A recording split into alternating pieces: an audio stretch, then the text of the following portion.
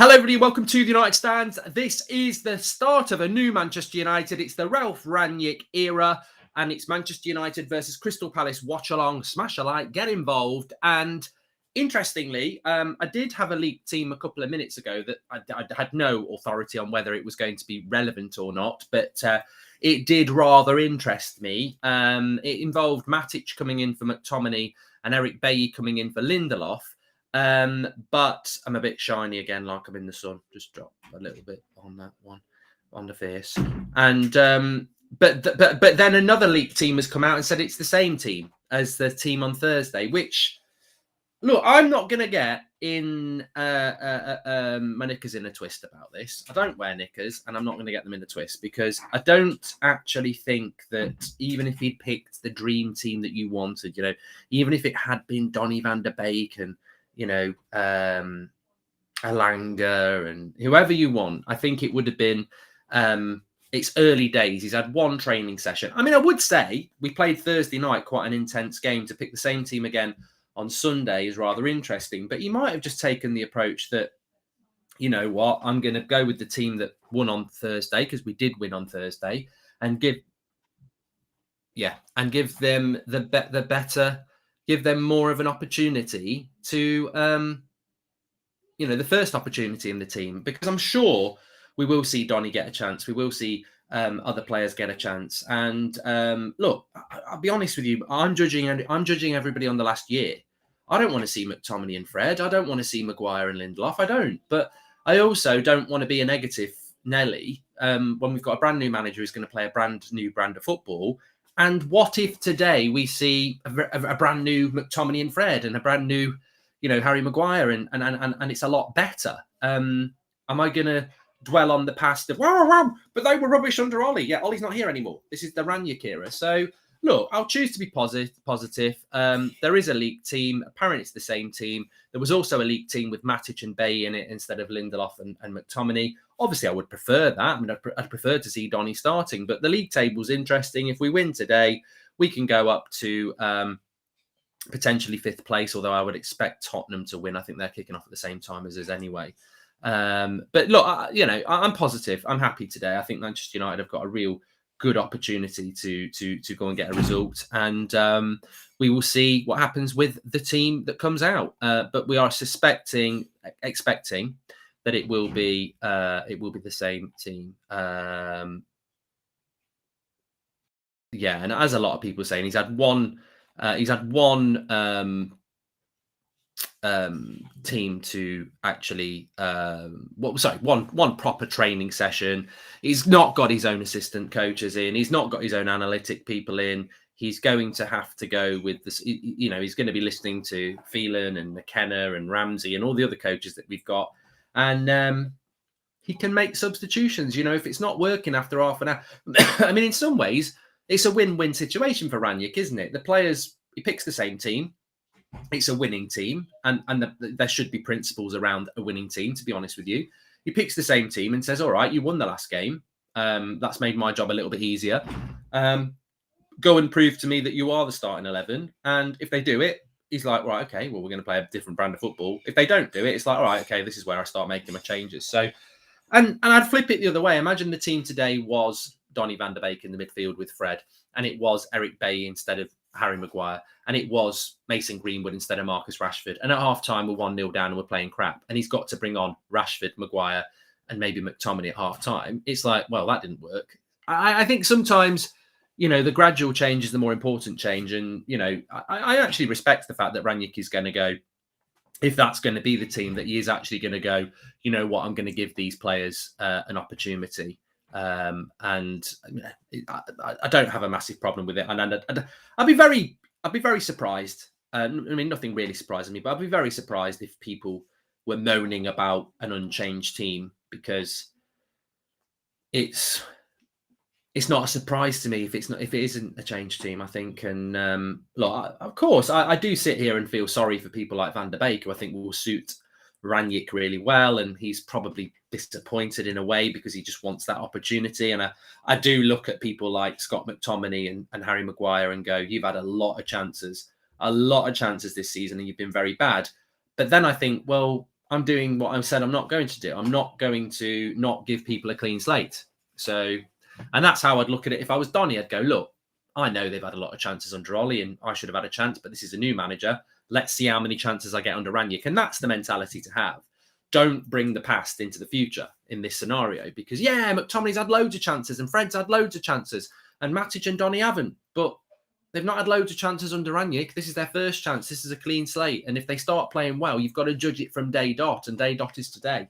Sujith, thank you very much for becoming a member. Please smash a like on the video. What do you think of Marchie potentially becoming Ralph's assistant? Levi, I'm not going to start talking to you all about potential replacements for assistant coach at Manchester United. I know the Leipzig manager's just been sacked. So there's talk of him. There is the guy from Red Bull, New York Red Bull as well, who was formerly at Barnsley, who's been linked with us. And there's somebody else who's been linked with us. But the great thing for me is that we're going to bring an assistant coach in. And I just want to say, look, sorry. Ryan Yicks just got a good quote here. Why not De Gea captain? He's been carrying this team, says Daniel. Right now, I'm here because development is what's needed to happen again. Nobody at the club is happy to be where we are in the Premier League table. Exactly. Absolutely spot on. And Sancho, era has to start for us. Jadon will be vital for our season with Ronaldo. Who will be the captain, Mark? Will be Harry Maguire, 100%. Also, another quote from Ranić. It's on the screen below me. It has been an average season so far. There is no avoiding that. But the club has players who are much better than the position we currently are. And it is my job to improve those players and that position. And actually, he's being kind there. It's not been an average season so far. It's been a crap season so far. Is that a predicted lineup or is it leaked? Says Ethan. It's a leaked team. So, and this person who leaked this on Thursday was right on Thursday as well. So I think we can pretty much say that it's going to be an unchanged team. And an American coach will be and should be announced very soon to be a part of Ranić's coaching team. Okay, I don't know what's going on here. This is just some sort of breaking news going on about the assistant coach. Jesse Marsh has been mentioned, but Ronaldo starts, of course. So yeah, official team news is coming out in 6 minutes, but we're expecting an unchanged team. And yeah, look, I've made no secret of the fact that I personally would like to see Donny van der Beek start in this game. I actually would have liked to have seen Anthony Martial playing off the left. I would like to have seen Bailly playing at centre back, but I'm not going to be impatient and moan about it. I think bloody hell, it took me until the Liverpool game to be Ollie out, so nearly 3 years. I'm not going to start doing it after the first game with Ranić, and certainly going to get. He'll get the season from me, definitely. We'll see where we are in the season. Rasmus, Sancho era has to start today. We've done that. Zayn Miasi's laughing. I don't know why we beat you on Thursday. And hi, Mark. Just bought one of the Christmas jumpers, the MG one. Let's hope these players can react to this new manager. Thanks, says Ryan. And I do expect a bounce, Ryan. I really do. And hi, Mark. How are you feeling today? Can you give us your predictions, says Man United for Life? I think we're going to win. I'm going to stick to, I fancy Man United to score 4. I'm going to go 4-2. To Manchester United. I do think we'll win the game today. I think we've certainly not had under Carrick's stewardship. We didn't really get what I would call a bounce, and I think that we would expect to get that bounce, on the download today. So I do expect to see Manchester United respond. Obviously, it's at Old Trafford as well, which is going to help massively. And I think that we are ready to, start a new journey. He's only had one training session. I think it's, for me, the next 6 games are massively important. It's not just the game today. It's the game against Young Boys, where I think we will see a lot of changes. Norwich, I think, will be interesting. And then Brentford, Brighton as well after that. So I think it's going to be really interesting to see how he builds that team out over the next coming games. But it's early days at the moment, definitely. Hi, Mark. Hope you're well. Score predictions today, and what do you think we will see different with Ranić? Oh, Rickwick, I've just realised everyone's saying I hope you're well, but obviously I don't mention it. I didn't really mention it on the Watchalong last time, but if you didn't know, you might have seen visibly I wasn't that well. But as you know, I didn't really mention it much over the last couple of days. So my voice is better than it was yesterday. effectively, I'd say Thursday I was about -5% fit. I was dreadful, but we had a watch along to do. Friday, not much better. Yesterday, razor blade throat, and today I'm sort of I'd say I'm probably about 60% back now. So I'm getting there, and I do feel a lot better, and I do feel very focused on this game and looking forward to it. So yeah, definitely. And I did see what flashed up on the screen there, and all I can say is I'm not in control of these horrendous accusations against me that I milked my illness. But look, I think I had man flu. That's the bottom line, and I don't want to be sexist, but it's not very nice. It's not very nice, and women are very lucky that they don't get man flu. Although they'll probably will get it in 20 years because that's what equality is all about, isn't it? But it isn't. I don't know whether it's scientific, but we do tend to feel it a little bit differently. Anyway, we're 3 minutes away from the start of not the start of the game. We're 3 minutes away from the. It's actually going to be quite funny because we have got 11 coming on in about half an hour's time.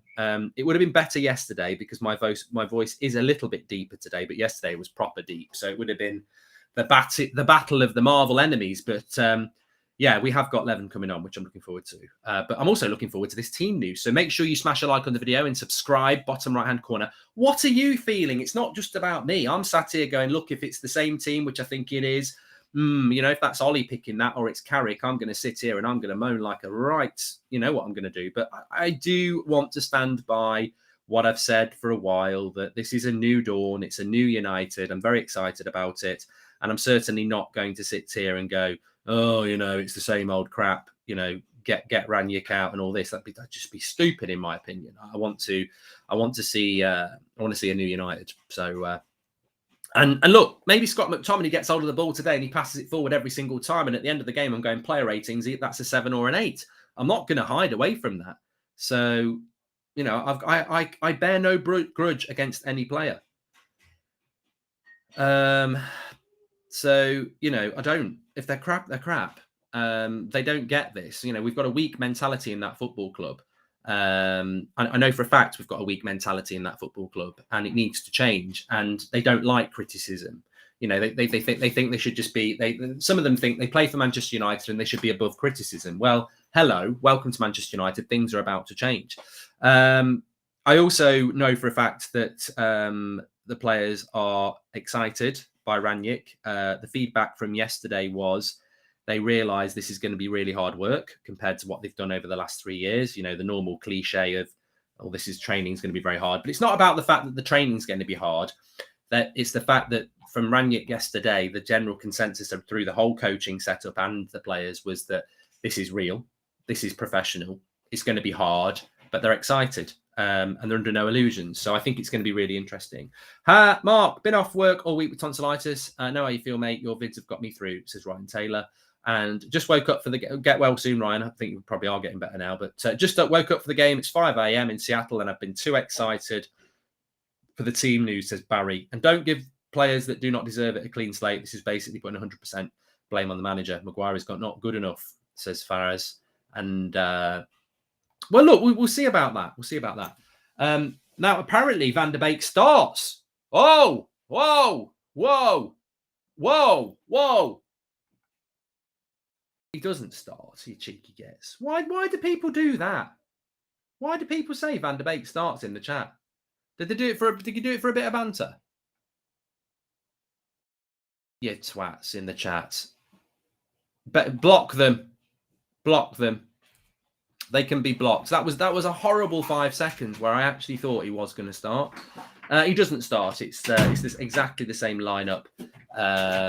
So Manchester United have gone with the same team. Oh, for a few seconds there, that was actually quite nice. But at the end of the day, I expected an unchanged side.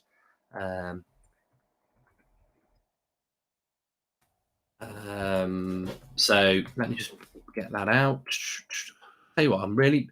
For a few seconds, that was like, oh my God, I got really excited. But mainly because it would have been opposite to a league team, which I think is always exciting anyway. But also because obviously I would love to have seen Donny play. So yeah, it is De Gea, it is Delot, Telles, Maguire and Lindelof, McTominay and Fred, Bruno, Sancho, Rashford, Ronaldo.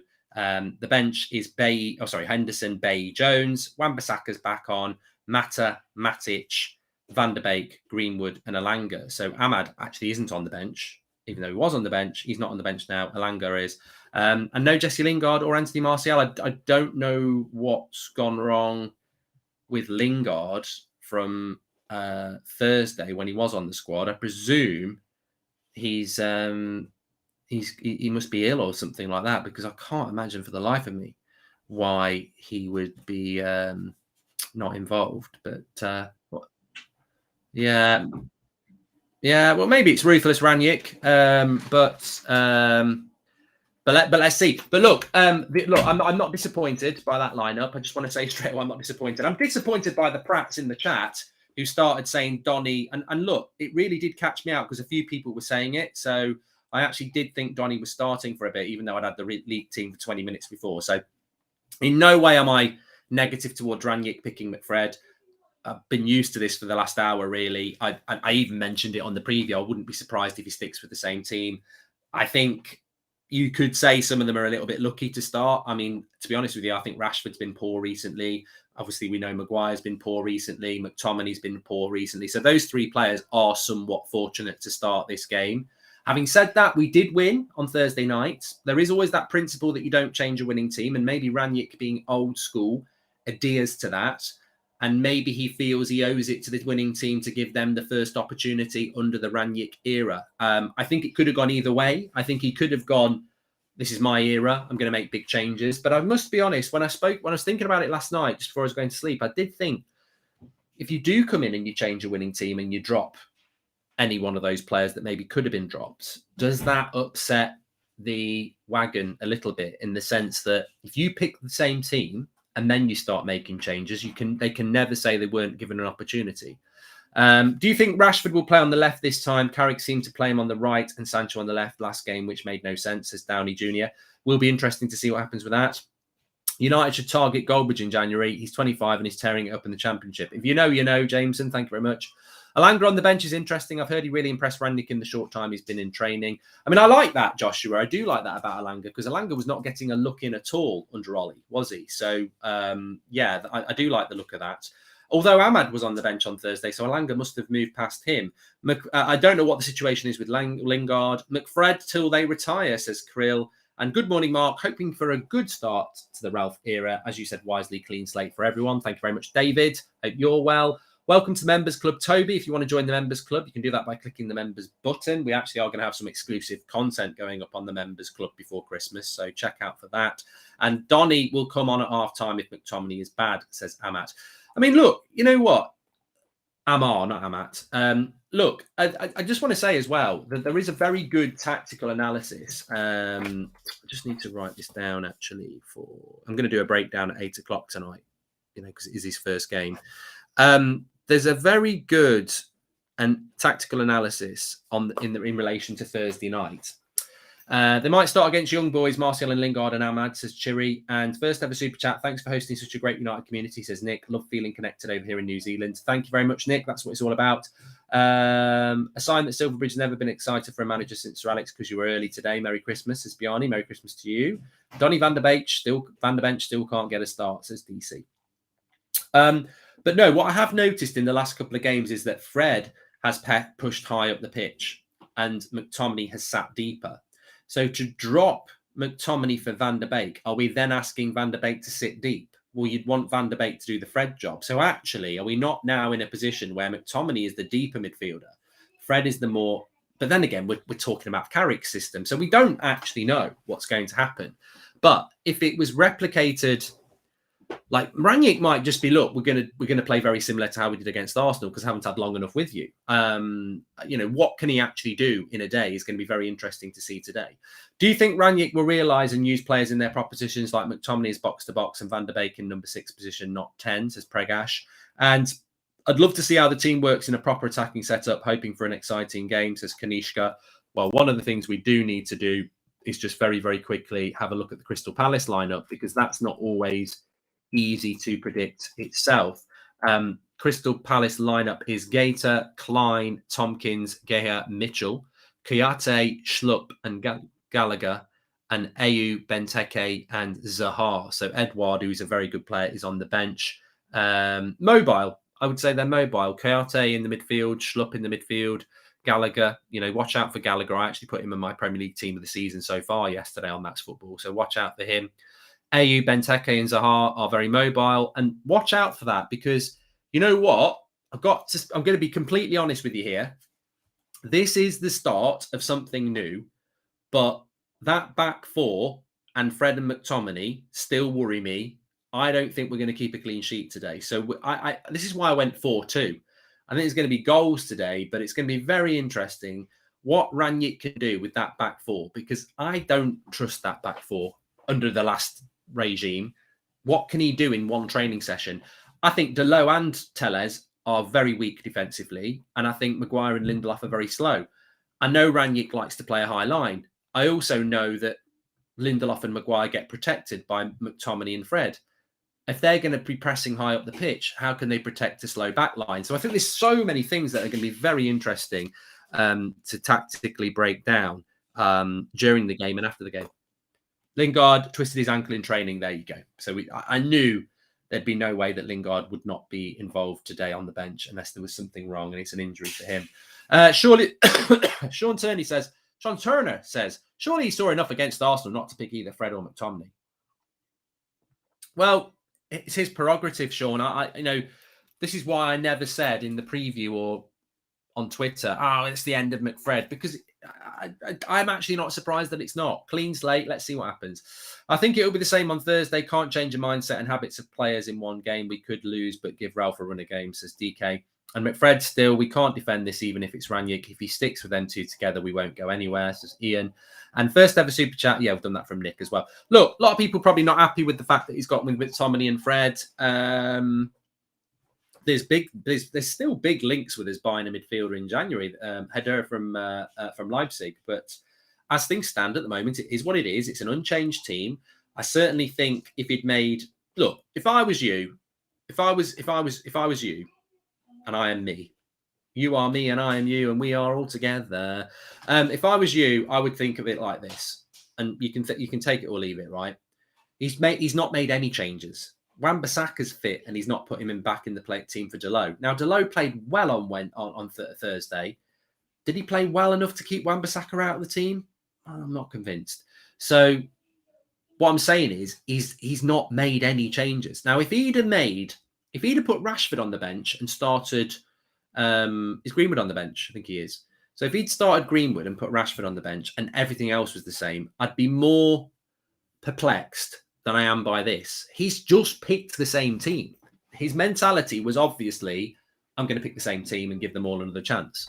He's not made any changes. So I wouldn't read into this is Rangnick's best 11. I think he's just come into this game and gone, look, I'm going to give the starting 11 a chance. If some of them don't perform well, then maybe they won't be in the starting 11 in a couple of weeks' time. But, we're all going to take different opportunities. If I was in charge of United, I would have made 3 changes. But I'm quite, I often get told I don't think things through when I'm making a decision as long as I should. I'll just shoot from the hip. Some of you would do what Rangnick's gone and go, look, I don't want to cause any waves straight away. I've had one training session. I'm going to pick the same team. Nobody can moan at me for picking the same team because we won. And then when they underperform, I'll start picking them out of the team. And so I think his approach is a pragmatic approach. And remember, he is German. And without being stereotypical, what are the Germans renowned for? Audi, Vorsprung technique, efficiency. I think he's just going to be very efficient with this. I hope McFred will learn to defend the spaces in certain areas instead of man marking under Rangnick. I've seen McTominay man mark even in attack. Love your channel and your tactical analysis, says Mike. I'm not going to read your surname, Mike. Is Rangnick picking the same team to give players a chance to hang themselves, i.e. give a reason to drop them? Potentially, Nick. I mean, he won't want them to do that, but potentially is.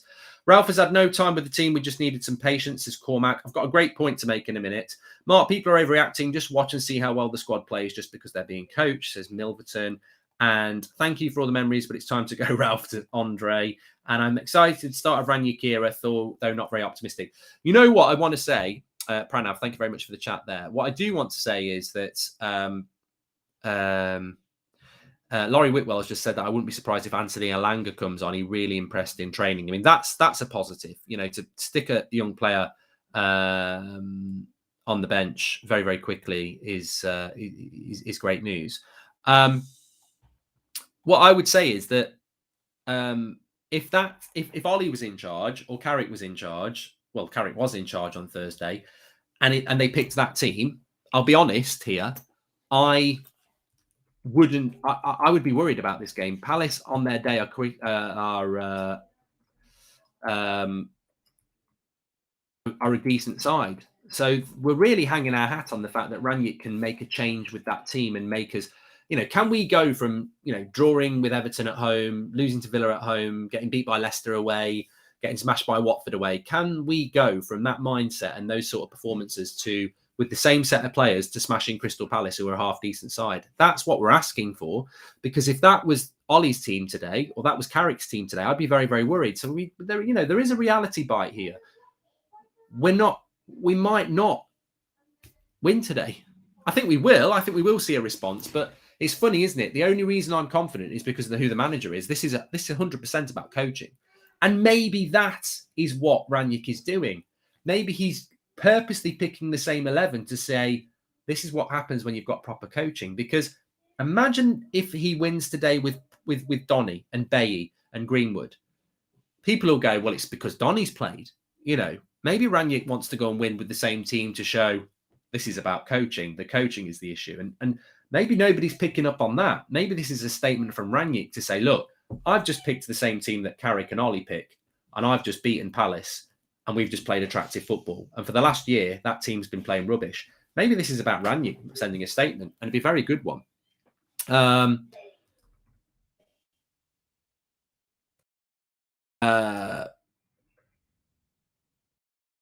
just get this tweet out.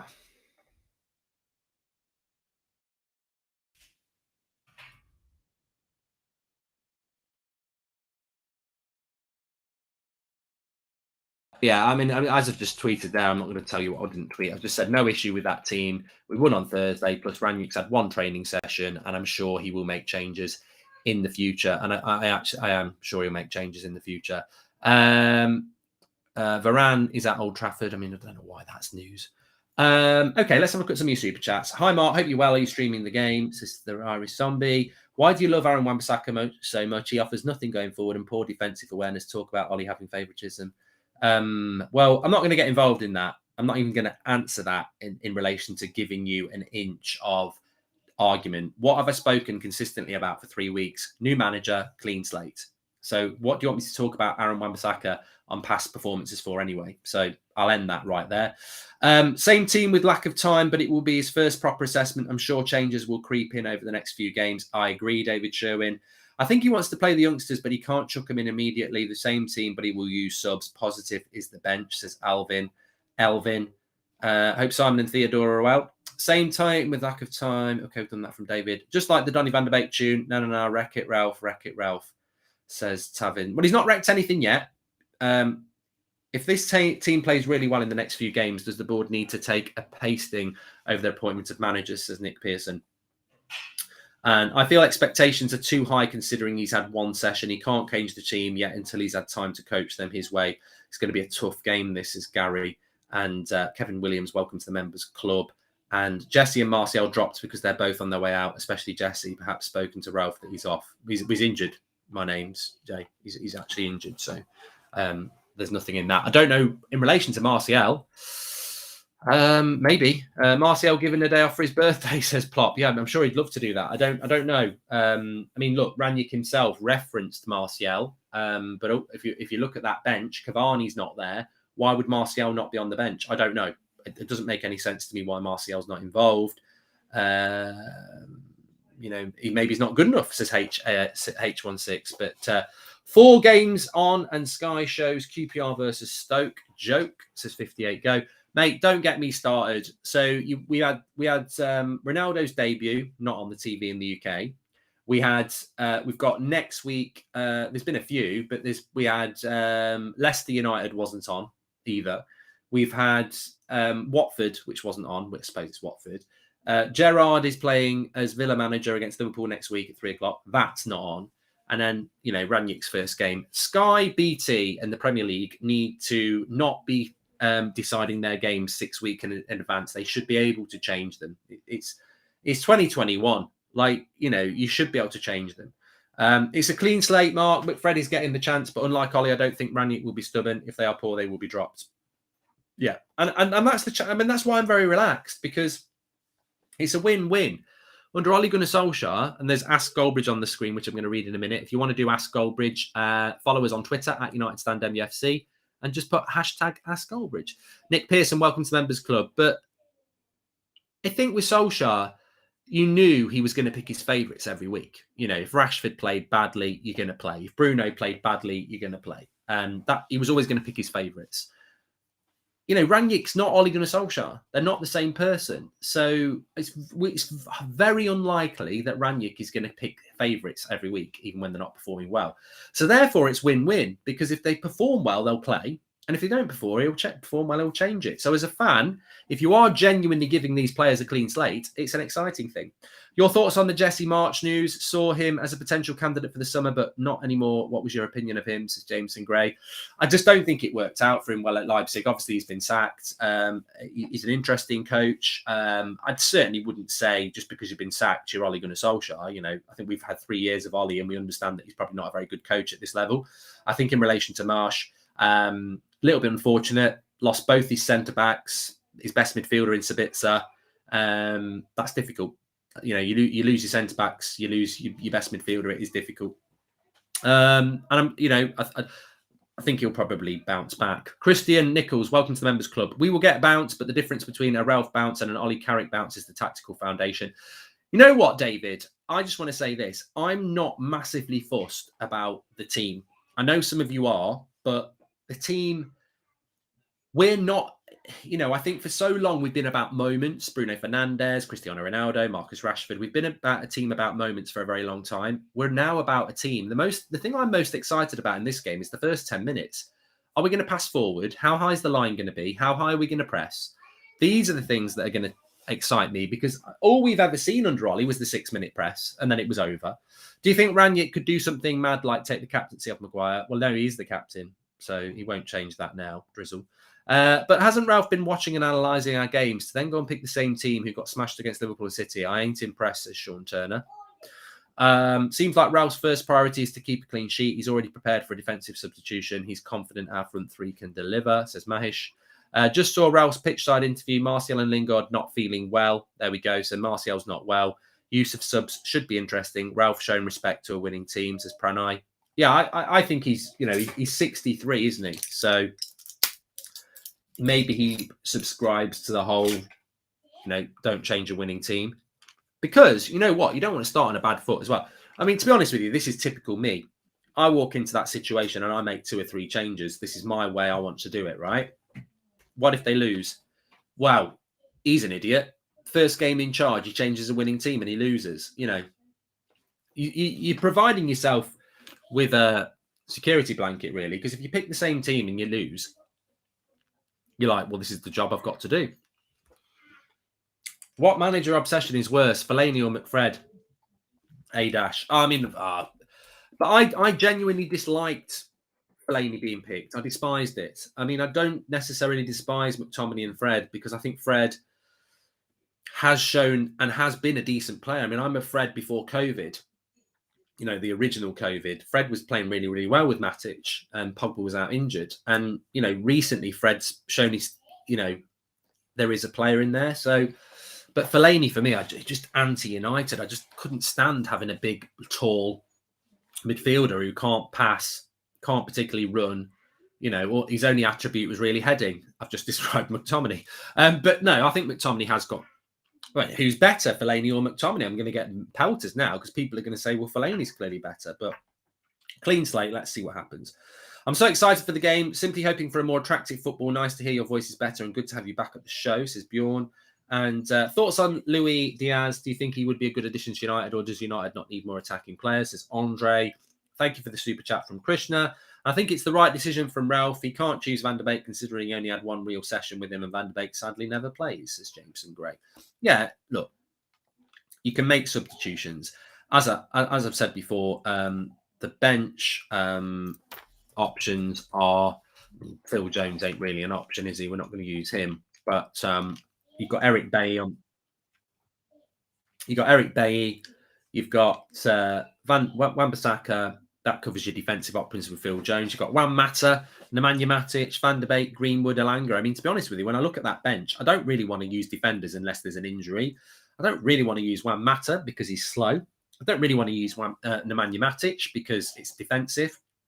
So if I'm Van der Beek, I'm actually quite confident because surely he's going to make some attacking changes at some point. And Van der Beek, Greenwood, Elanga. Well, look, Van der Beek can't play up front. Greenwood and Elanga can probably play there. Van der Beek's not really a winger. There's 3 positions that Van der Beek can come on there. Fred, McTominay, and Bruno. So I think we will see Van der Beek at some point. And, as long as it's more than 5 minutes, I think I'll be fine. Got a few quotes coming in from Ralph Rangnick I'm going to read out to you as well. But first of all, ask Goldbridge. I didn't read the last one. Do you think our playing style in football would be completely different under Ralph with one training session? I do actually think you should expect to change because the best example was one I used the other day. If the team is managed by Sam Allardyce on Thursday and then he resigns and then Pep Guardiola manages the team on Sunday, you're not going to play the same, are you? So why is it any different between Carrick and Rangnick? Like they've got very different principles, and obviously, so much of this is going to be on what the players can do with the little time they've had with Rangnick. But if Carrick is like, protect your centre-backs, get behind the ball, be careful with the ball, and then you've got Rangnick saying, high line, pass forward, high tempo, press high, that's very different. So we should see differences. It's going to be about how foreign that is to the players in such short a period of time. Unless Rangnick says, look, I'm not going to overcomplicate things. Let's keep the similar principles to what we did on against Arsenal. Keep the ball and, keep the clean sheet. But I don't think he'll do that. It's not really what he's all about. I'm suspecting he probably chose the team based upon the input from McKenna as well, says Ren H. Yeah, I mean, I'd love to see McKenna and Phelan go. I mean, fair play to Michael Carrick having the decency and respect to actually acknowledge his own involvement in the last 3 years and taking some time out. Ollie obviously got sacked. I think McKenna and Phelan should go as well. I think they're very lucky to still be at the club. Not worried with the lineup gap between Arsenal and Palace was short. I just think style of football is actually what we should concentrate on today, says Dons. Do you think Van der Beek will come on at half-time if Scott gets booked yet again, says Sri? And it took Klopp and Pep a season to get their teams playing into their philosophy and style. We need a lot of time and patience with Ralph, says Patrick. And I think the team selection really does evidence that as well, Patrick, because, that is the same team that played against Arsenal. I mean, if Ollie was picking a team, I think Ollie would pick that team. So, people will go, well, what's any different? But this is the whole thing. There's a lot that needs to be changed. My 24th birthday today, hoping for a United win, says JWB. Happy birthday. Like you say, it's a clean slate. What will be interesting to see if there's changes, games for young boys or Norwich. Will we drop underperformers, says Jake. I can't wait to do the player ratings. Remember, we'll do that on the website in the second half. We'll put the link out, unitedstand.com. Can't wait to do the player ratings. And I really hope I am giving Maguire an 8, McTominay an 8, and Rashford an 8, because that's what a clean slate's all about. So let's see. Do you remember when Ollie replaced Mourinho for the first game itself? The strategy was different from Mourinho's with the playing wing backs up front, says Varron. And the game against Young Boys is the game I expect to see some changes. Can you give a shout out to Vern from Malaysia, says NG? Yeah, that Young Boys game on Wednesday was actually a bit of a dead rubber, wasn't it? Because we've qualified. I think actually it's a real opportunity for Rangnick, because it's not a must win, to make some changes and really try a few things ahead of the Norwich game. So yeah, I'm looking forward to that. Please subscribe, by the way, bottom right hand corner. You're very welcome to the channel, The United Stand. We're live every night at 8 o'clock, live every morning at 10 a.m. We're live for every watch along. We've got a fan forum after the game. We've got player ratings after the game. We've got fan vlogs from the ground with Adam and Co. And Beth will be there tonight because she's a season ticket holder as well. Loads of stuff to get involved with on the United Stand. Paul Ince is on the show tomorrow morning with me, as he is every Monday morning as well. So lots to get involved with on the show as we start this new Manchester United. So please subscribe, bottom right corner. If you are in the UK, this is not on the TV in the UK. So if you don't live in the UK, well done. You're allowed to watch English Premier League games, but English people don't get it put on the TV. Yes, we live in a world like that. It's 2021 and we're still living in an archaic dictatorship in the UK. Ridiculous. But if you want alternatives, I believe MUTV have radio commentary and Radio 5 Live have radio commentary as well. So we will be keeping you up to date in real time. I know some of you won't be able to watch, but I'm sure people in the chat. We always say when it's this sort of a game, get your tactical. I mean, it doesn't really matter whether it's on the TV or not. Get your tactical thoughts in once we kick off. That's what I want to be reading out during the game today. This is a fresh new United, and I want to see what you think. I want to see whether you think players are playing better, whether we're playing a higher line, what's impressing you, what you're concerned about. Very exciting. Do you think this might be more of a 4-3-3 with either McTominay or Fred pushing forward? Well, that's what should happen, Sharath, under a Rangnick system, yes. I just can't get my head around playing 2 CDMs at home to Palace, says Sean Turner. I don't care who the manager is. We shouldn't be going that defensive. I might start doing different voices for different chats, actually. I've always thought about doing that. You might not be happy with that voice I did, Sean. But yeah, well, that's sort of, maybe what the other person said is that, maybe we're going to play back 3. Pit Plop says, have some respect for Fellaini. Levels above McTominay. He's not a passion and desire merchant like Scooby-Doo. You're not giving him a clean slate then, Plop. And Lil Street says, hi, Mark. Hope you're feeling better. Could you wish my friend a happy birthday? His name is Uggy. And if you call him a Pratt, thanks. There you go. Happy birthday, pal. There's a change, actually. 2 weeks back, Dalot doesn't keep his place in this team, says Arca. And Rashford at the moment screams to me of the sort of player Fergie would drop for a few weeks. Very talented, but lazy and shies away from anything physical. Hope Ralph drops him and hardens him up. But maybe he'll bounce today. Maybe, I think you couldn't argue with Rashford being dropped. I think you're right. But in the spirit of it being clean slates, maybe Rashford bounces today and we get the old Rashford back. Just for fun, you made an example beforehand, but which team do you think could actually go from Big Sam to Pep? Which team do you actually think could actually go from Pig? I don't know what that means, Jameson. Trying to get one of those fresh ass 5 Cantona sweaters. I don't mind it coming after Christmas. What is the usual ship time to Miami, says John. I don't know. I don't live in Miami. I don't know, John, to be honest. I don't know. I hope Rangnick is more attractive when United stand Shopify if you want to get any of our jumpers, by the way. I hope Rangnick is more active when it comes to substitution when a player don't deliver, says Perry Klassen. I'm looking forward to seeing what he's going to be like on the touchline as well. Jeffrey, I'm not reading that out. We should think this way. It's the same team, and if the football's a lot different, it's even more interesting and exciting. Yeah. Well, as I said, Soft White Peach, has anybody actually considered that Rangnick might be doing this on purpose? Because, as I said, if he picks Van der Beek and we play well, people will go, well, it's because Donny's playing. If he picks the same team that Ollie and Carrick were picking and it does well, it really shows the problem that we've all said. It's coaching. Lay says, do you think March could come in as an assistant? I don't think he will. We're talking about the Leipzig manager who's just been sacked. I think he will want to be a manager, not an assistant, but you never know. Things are definitely moving quite quickly on the assistant coach thing, which will also lead to more change. I feel Rangnick will bring on Alanga for Rashford and Donny for Scott. Hope so. Well, I don't hope so, Chucker. I hope they have a good game. I always thought Fosu Mensah would be a perfect defensive midfielder player with a bit of training. Yeah. It's a bit like, it's not as bad as Lindelof, Jason, but we did all think that. Ralph will eventually experiment with McTominay at centre-back, says Mohammed. And can't say I'm surprised, but Fred's selection just doesn't make sense. De Beek is more of a Rangnick type player than McTominay. Very strange, says Galactic. I think what he's... we've got Levin coming on anyway now, so I'll actually bring Levin into this conversation when I can hear him. But I think what... I said this before. If he'd made one change to that team, I'd be like, ooh. So imagine if Rashford doesn't start and Alanga does. That's a big statement. But then McFred's in the midfield. I'd go... that doesn't make sense. You drop Rashford, but you don't drop McFred. I think the fact that Wan-Bissaka's fit and Delot's playing, I think he's just picked the winning team. I think he's actually said, I'm going to pick the same team.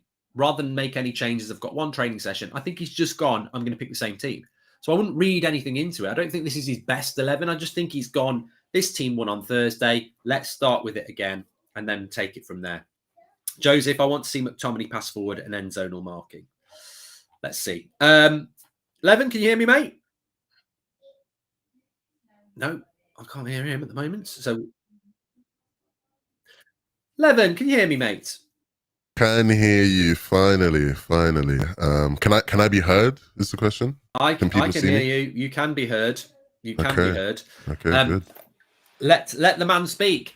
What are your thoughts on that team? Because I'm generally relaxed, even though it's a team I would never pick. I am generally relaxed, and it didn't surprise me. And I was just saying there, I feel that if he'd made one change and picked McFred, I'd be quite surprised. I just feel he's just gone new start, same winning team.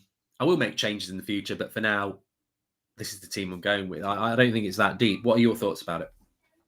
Uh, I don't think there's a problem with it, mainly because I just saw a quote from I think it's MUTV where he's basically said, "Look, the team played well in the second half. I had no reason to change it because everybody is fit." Blah blah blah. It's a good opportunity for him, especially with such limited time, and I think that's a thing that needs to be stressed more often. He's had one training session with like the full team, like even people who are expecting like mad changes and like us to play completely different, I think that's really unrealistic. What I do think is more likely is that with this same team, he's probably worked on one or two small tweaks, and it's, you know, one of those great learning opportunities for people to go, we only changed one or two things and we were actually much better, right? Like, this is such a good foundation to now go on and build off of. I'm not a fan of the outrage. I'm seeing so many people going, disgusting. Get him out. Maguire, how dare? And it's like, relax, man. Come on. He's had one day. And it's like, I saw you say it, Mark, and I think it's a great point as well. If he actually does go in there and drop somebody, sort of like, you know, it's, I know some people will go, yeah, that's what he has to do, but it does potentially upset people and it doesn't set the right thing moving forward. Whereas I think you're right. Having everybody the same, it is now a thing where like, okay, look, you had your chance. You know, it's not like I didn't give you a chance. I think that's a really important thing.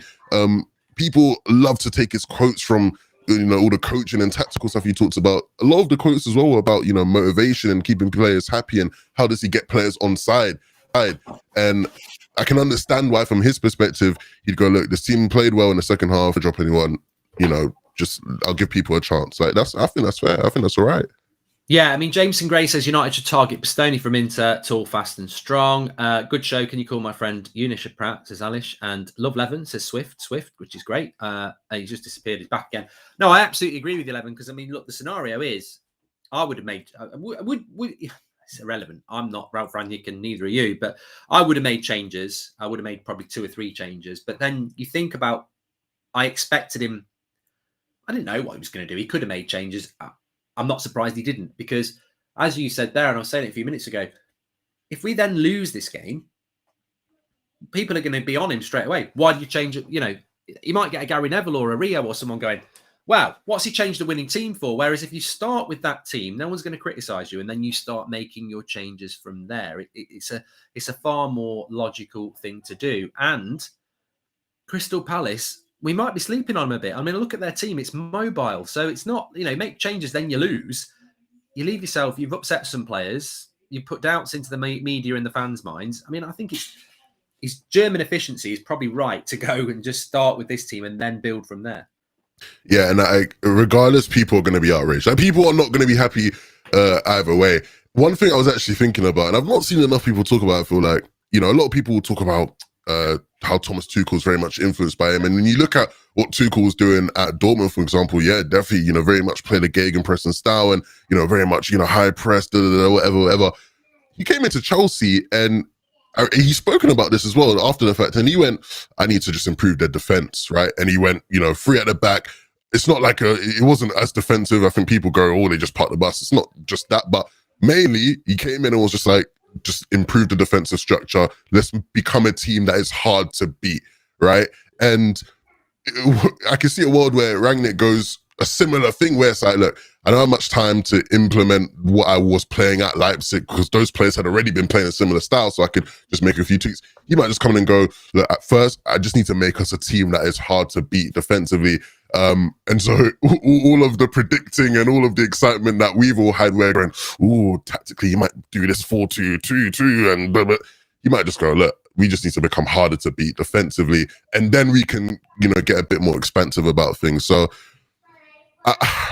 I know he's a good coach, and I know he's someone that has a vision. I'm forgiving of the fact that he's literally had one trainer. I'm going to keep saying this because I think people underestimate how hard it is to significantly change anything with one training session.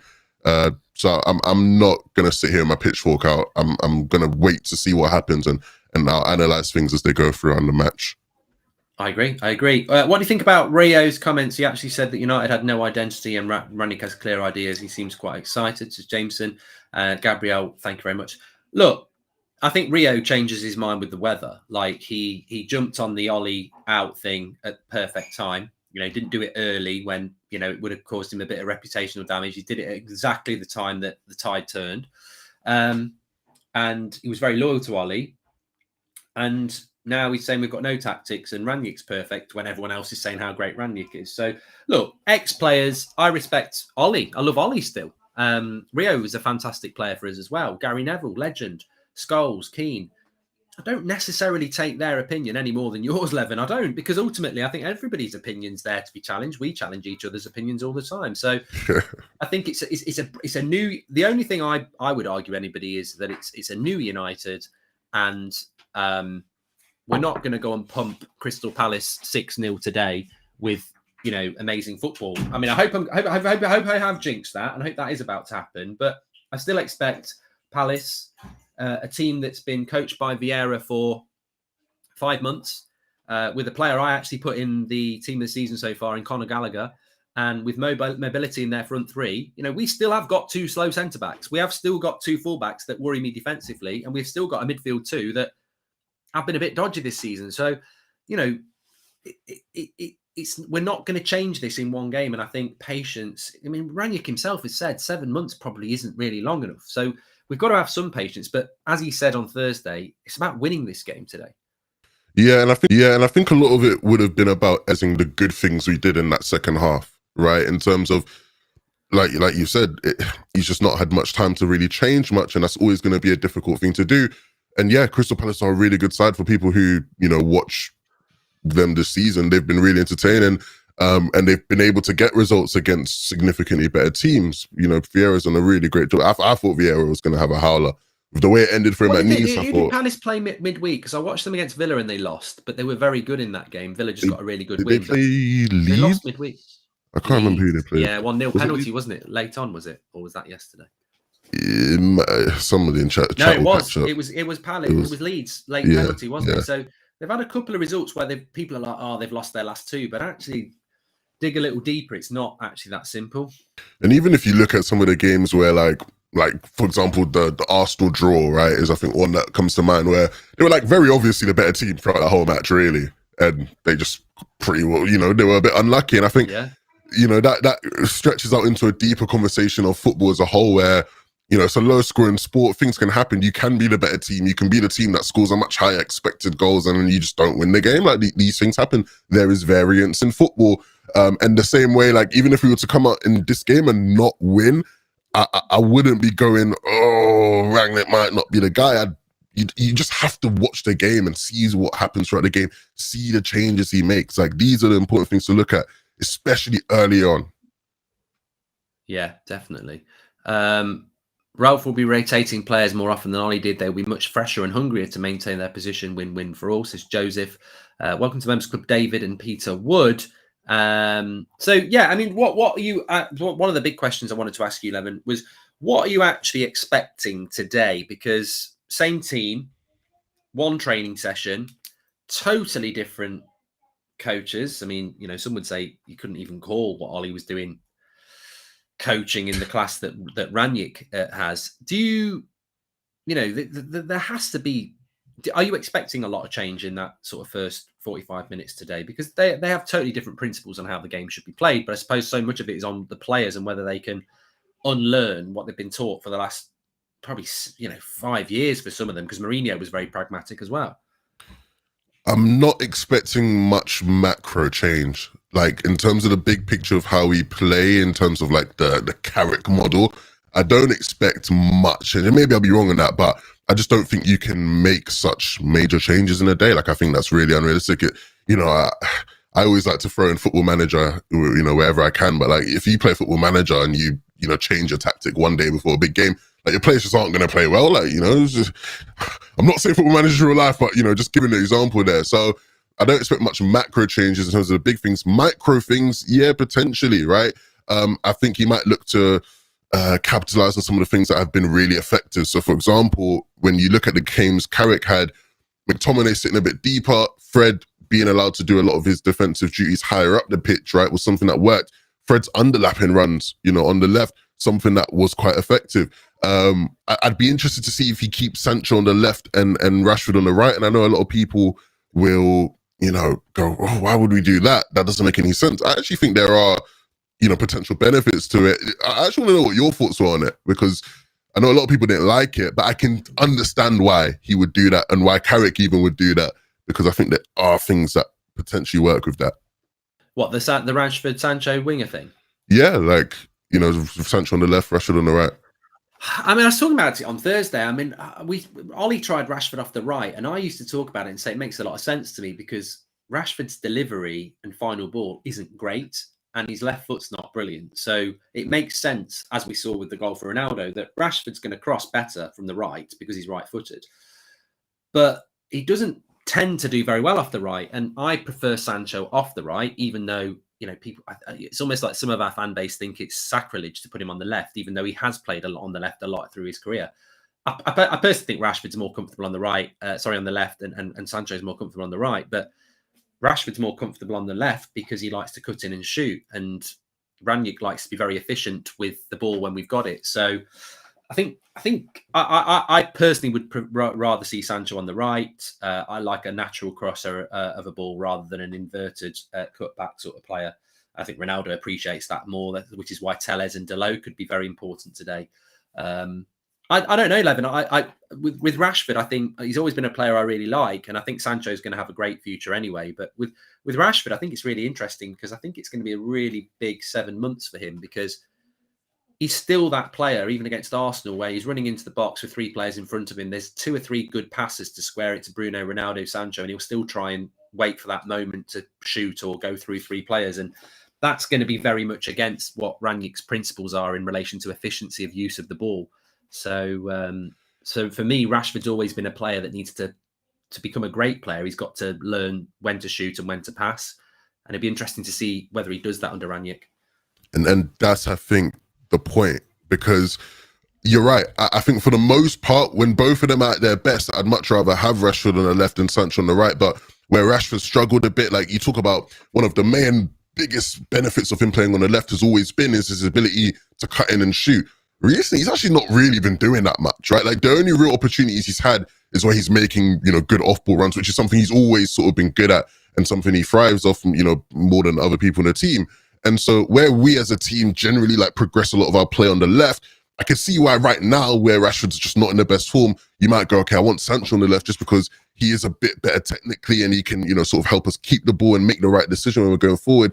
And then you have Rashford on the right, who is just making his off-ball runs and, you know, is providing a threat on that side, right? And, you know, I'm not saying that's a long-term thing, but like I get it, right? There's always going to be explanations and reasons you can have. So these will be the things I'm looking out for from Rangnick. Like, what does he do? Does he decide to bypass the midfield in build-up, right? Where, you know, we saw in that last game against Arsenal, especially in the first half, McTominay, again, hiding in the cover shadow, not looking to receive the ball.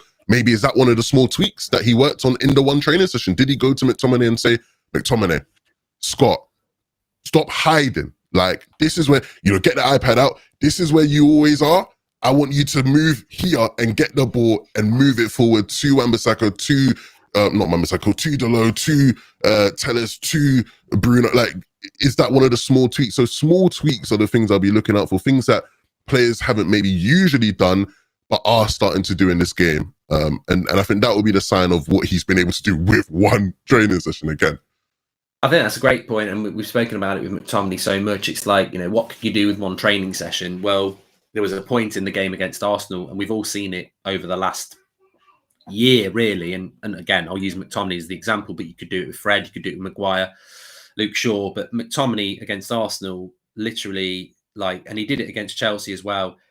There's at least 2 options to pass the ball forward. He looks at the option and then knocks it back 20 yards to Harry Maguire. And it's like, that's something Rangnick can tell him in 10 seconds. It's like, when you get the ball, look up, and if there's a forward pass, play the forward pass. Let the person receiving that ball worry with what they're going to do with it.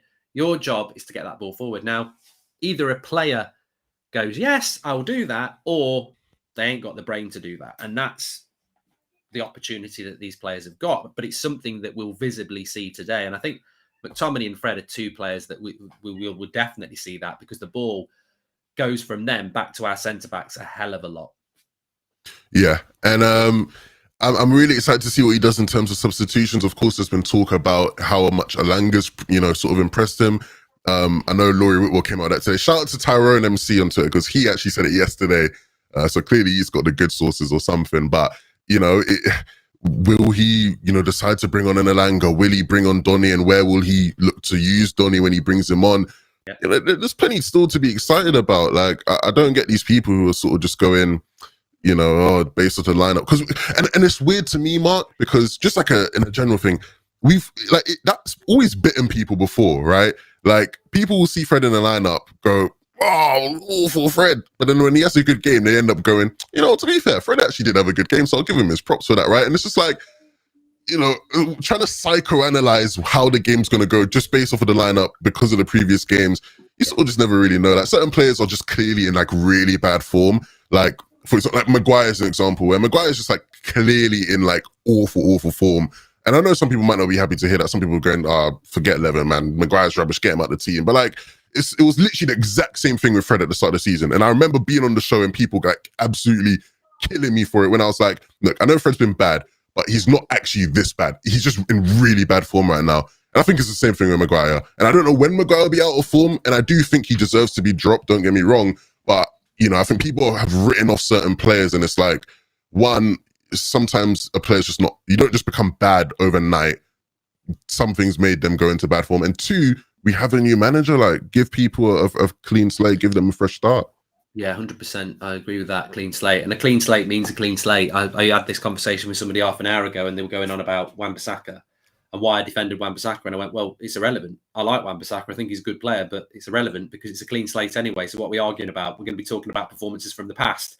I'm not going to do that. I'm not going to do it with McTominay. I'm not going to do it with Maguire. A clean slate means a clean slate. I put so much of United's poor performances on the coaching. I would be a hypocrite to go, whoa, what's he picking McTominay and Maguire for today? They've been rubbish. It's a completely different manager. The flip side of that coin for me, Levin, is that obviously if Maguire and McTominay put in a similar performance today than they have for the last few weeks, then suddenly it's like, wow, that's on you. But I put so much on the coaches that I feel that it would be wrong of me not to do that. I'm just going to quickly pop to the toilet so you can come back at that. But I also just wanted to get your thoughts on Wan-Bissaka, who's fit, not coming back into the team, and Dalot and Tellez, and a big opportunity that neither of those two players have had over the last year as well. Yeah, no, nice. Enjoy the toilet break. All right, guys, cool. We'll get to the business. You guys know this is always my favorite part of this, right? When Mark walks away and it's just me. For 1 year, all of you people going, oh, Levin, you're a road man. You've only ever watched Top Boy or Blue Story. Just give me a break in it. Like, it's actually just embarrassing. It's cringe. Like, nobody's listening to you. Two, when we do get to the football, I think it's an interesting point with Mark, right? Where, he mentioned like certain players long term. I think it's like with certain players like McTominay and Fred, you always hear people going, oh, if Fred had actually just gone to Man City, like Pep would get something out of him. Like, if he's better coach, like he'd get, a better coach would get something out of these players. Like we have a better coach now, guys. Like, let's wait a couple months, let's see what he can do with some of these players, how he can improve some of these players. Again, I know everybody loves to watch like Coach's Voice and everything on Rangnick, but when you watch those full things, a large part of what he talks about is, planning player development long term, right? And being able to sort of, you plan that trajectory and what and how you're going to improve players. And I don't think there'll be much different in terms of coming in here, right? Where some of these players who maybe you do see as write-offs, and rightfully so, you see them as just rubbish footballers, they might not be too bad in a couple of weeks, a couple of months. So, let's again, I'm emphasizing this a lot because I really do believe it. I don't think we should write certain players off. I think it's unfair to them. Again, I hate to sound cliche, I hate to sound cringe or anything, but like, I think we should support these players, right? You know, they've been through a rough time. They've had a rubbish manager in Ollie. Some of them, you could argue maybe, down tools a bit, but for the most part, they've gone through a rough patch. Let's get behind them now. We have a good coach. We have someone that's actually serious, and let's move forward. You know what I'm saying? So, yeah. The players Rangnick aren't suited to high intensity pressing and will grow injury prone, just like Klopp's first season at Liverpool. Well, I think we will see lots of rotation, Levin, actually. I mean, which is why, again, I wouldn't be too worried about the team. Yeah, he's got to be careful about that. That's with anything, right? You know, any manager coming in that maybe plays a bit more of an intense style, that's something you have to worry about. Mid-season. Yeah, I can't remember the exact source of this, but like it's something that is really going to be something to watch out for in terms of how many injuries we're getting. Because if we do start to play a typical Rangnick style, you need a preseason like to be able to match, what the output you're going to have throughout the season. So again, that's another reason why maybe he goes with a two-core approach where maybe he doesn't actually, play by his typical sort of philosophy or rules, but he just emphasizes certain things to try and make us a better team. Because ultimately, I know some people don't want to hear it, and I know some people will go, that doesn't make much sense, Levin, but because of how much better we are quality-wise than most of the Premier League, as long as he fixed one or two things, we will just become a much better team and get much better results just by nature of, us out-qualitying other teams. Like, you look at our biggest problem this season, I think, in comparison to other Premier League teams, we just leak goals. Like, I'm gonna whip out some of the stats. So I'm not gonna give exact stats, but you look at like the expected goal difference table, the expected goals allowed table. We are like way down. Like, we are down there with like Norwich and stuff in terms of just how many goals we are expected to concede every game.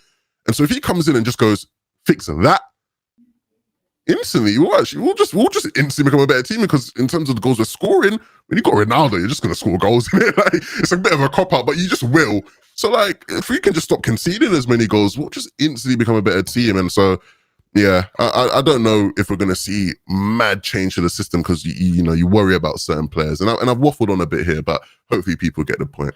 No, I think it is a good point, because I mean, if I was manager of that team and I had the qualities of a Ralph Rangnick, I mean, we were talking about this the other day. You're not. It's just such a stark contrast. It's Game of Thrones. It's like, you've got Ralph Rangnick's last season at Leipzig, where they're basically top of the Bundesliga, considering Bayern Munich and Dortmund are in there. They're basically top for pressing and all the good things.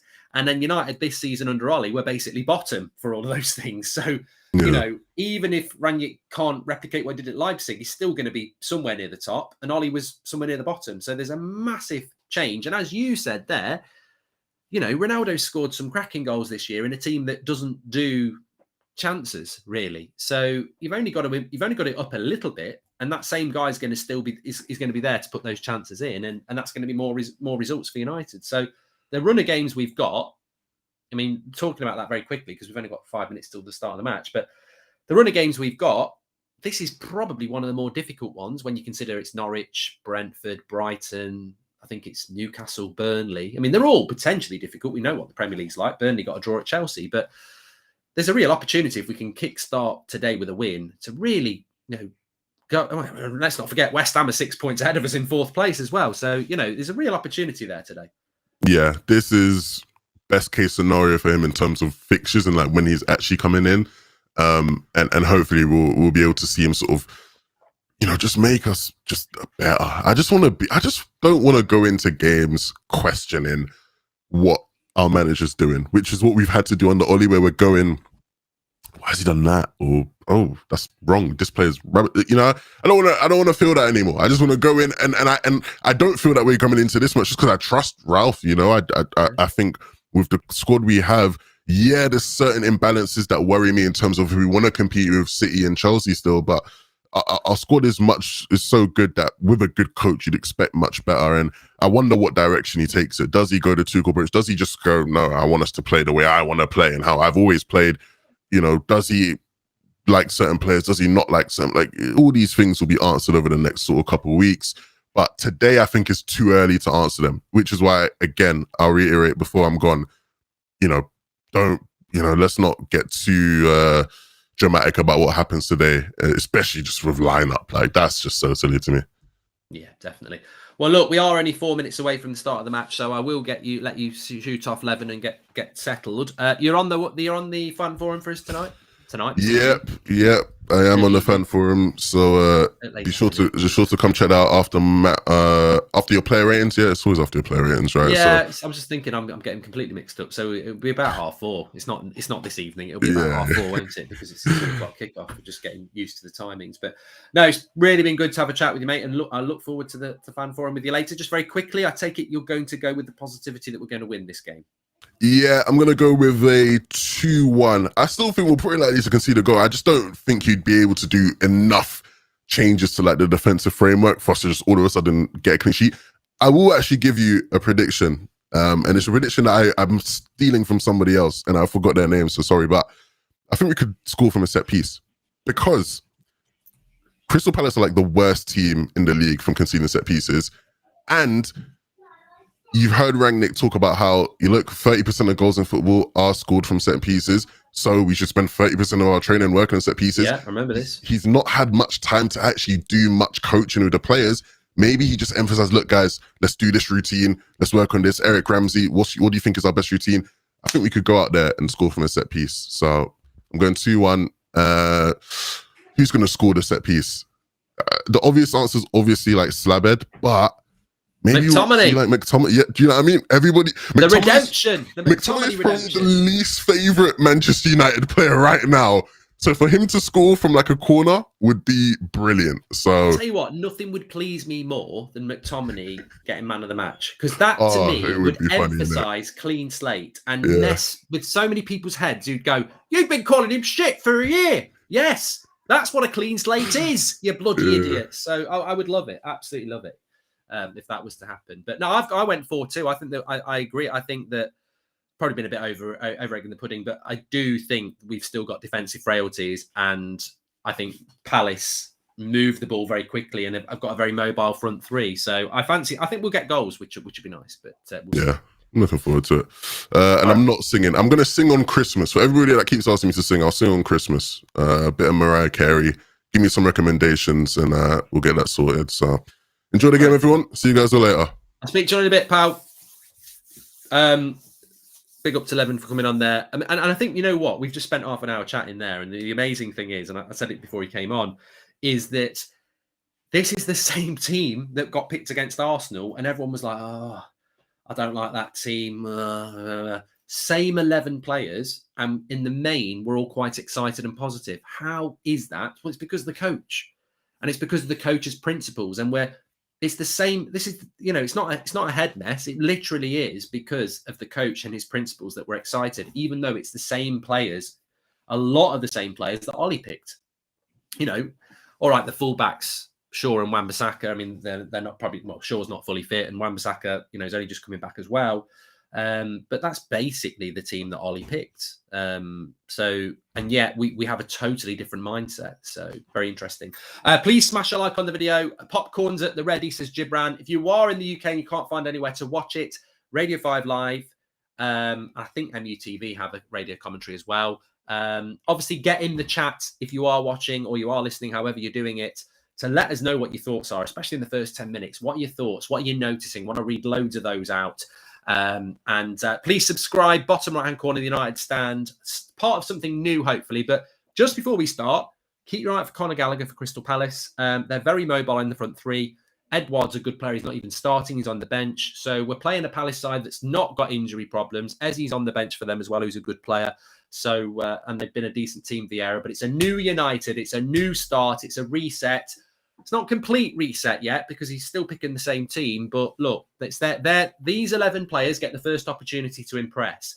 Clean slate. Let's see what happens. Thanks everyone who's tuning in. Smash a like. We player ratings. I can't wait for those in the second half. So keep an eye out on your players and take some notes if you need to. I certainly will be. And please subscribe. Bottom right hand corner on the road to 235,000. So bottom right hand corner to subscribe. Get involved with the United Stand community. Corey, welcome to the Members Club. And last time United won at home versus Palace was in 2017. I think we will win today. Yeah. Look, whatever you think about whatever, it's players when a manager gets sacked and a new manager comes in, they one, want to impress, and they two, want to show the world that it wasn't their fault. So you see a different team. And I think in these first 10 minutes, it's going to be very interesting. We're off, by the way. And Manchester United still, funny enough, I wish I'd said this. We've just done the rugby kickoff again. Went back to the centre-back who kicked it long. I mean, that is it's just... I'm going to write that down for the reaction, rugby kickoff, because that's just weird. I don't understand why we did that under Ollie. Why we'd still be doing that now, I don't know. But look, let's just see what happens. McTominay, first time there, you normally would have gone backwards. He tried to drive forward. So instantly you can see, and that will be a Ranić principle. Get the ball and knock it forward. I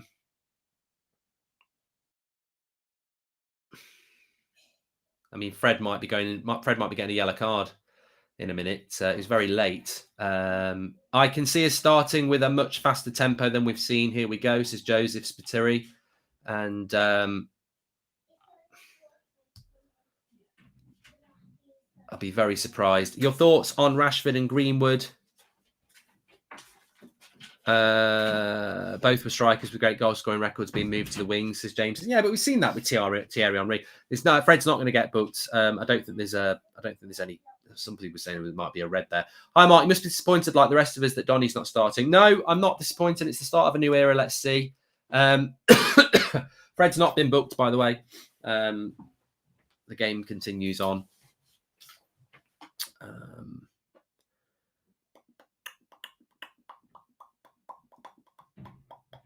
Barely a foul, says Christian. Yeah, that's what I was trying to say about that question about wingers. Thierry Henry started on the wing. It's quite normal for young strikers to go on the wing because there's less pressure.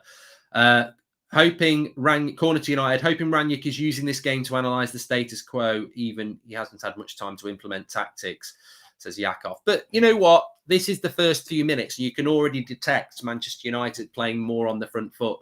Rashford going direct, running for the line, gets a corner. Maguire to score. Well, we did say Maguire or McTominay to score. Scooby-Doo. I've got to tell you what, with my sore throat, I think Scooby-Doo would sound great today. But let's see what happens today. Corner to Manchester United. And they took it short. Tellez ended up with a shot. It was a well-worked corner, actually. And Tellez ended up with a shot.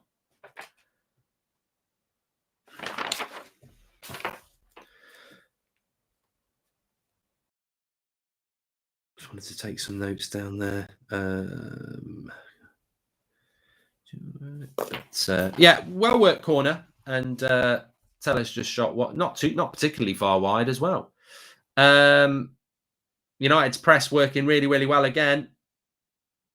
And Ronaldo nearly getting in, but it's a good start by Manchester United. It's a great start, to be fair. And a lot of people in the chat, this is the contrast.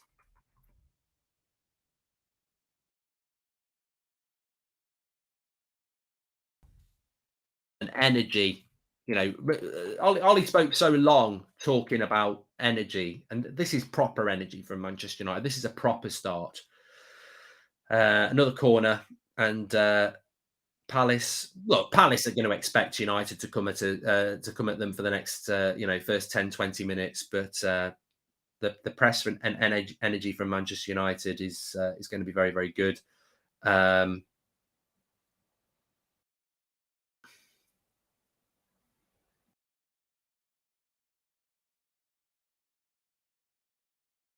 Tears in my eyes, Cecil, pressing FC. Of course, the interesting thing is this will not be sustainable week in, week out without rotation. So if you are somebody that's bothered about the team selections today, it's not gonna happen, is it? Time is a little bit off. I've got 4 minutes and 40, so I don't know what's actually happening on the screen. 4:50. 4:55.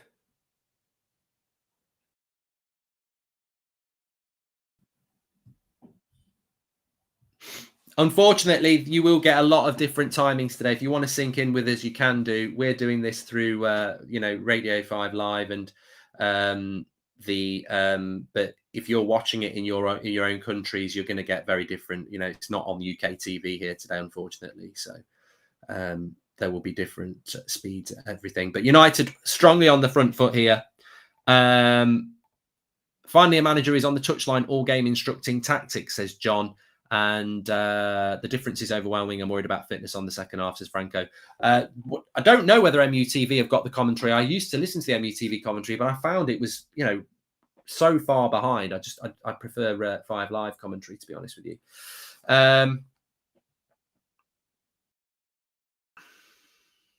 2-4-4 attack. The difference is clear, but the difference was always going to be clear. I don't know why people thought the difference wouldn't be clear. It was always going to be clear. And Rashford with a wayward pass there. Fred, it goes out for a throw-in. Great start for once. Well, we did have the 6-minute press under Ollie, but I'm sure this is going to last a lot longer. You're going to get the bounce of the players. You're going to get the front foot. It feels like it's only a matter of time of when Manchester United are going to score, not if. But the pressing has been very good. And again, it's so evident that it's about the coaching and not necessarily about the players. But Palace will fancy having a go at our back four on the break. And De Gea still having to make a decent save there. Not a decent save, but Crystal Palace on the break with a bit of a chance for Benteke. He just didn't connect with it. But defensive frailties are still going to be there for Manchester United. We look like a real squad, says Paul McNeil.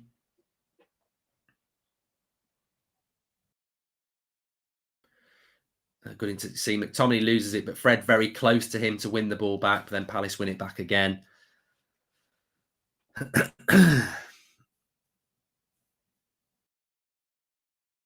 But impressive start by Manchester United, playing more as a front six than a back six, which is a good thing.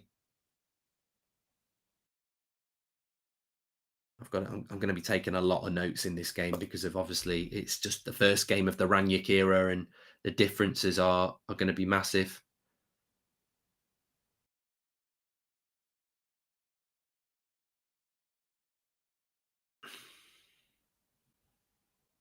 Oh, could have been a goal there. Could have been a goal. Ronaldo with the cross and Bruno Fernandes throwing himself at it, but half a chance there. Half a chance and a good cross. McTominay's lost the ball twice already. McTominay won't make it under Rangnick. I think McTominay's done all right though, hasn't he? Look, it depends whether you want to leave the past and come into the new world. Tottenham are winning 1-0, by the way. But I tell you what, this has been probably the best Manchester United side we've seen in a long time. Hi, Mark. Thoughts on Joel Linton's current form under Howe? PS, hope United get smashed, says Charlie Bell. I've got no thoughts on his form at the moment, mate. I didn't watch Newcastle. I haven't watched Newcastle in a long time. I know they won yesterday.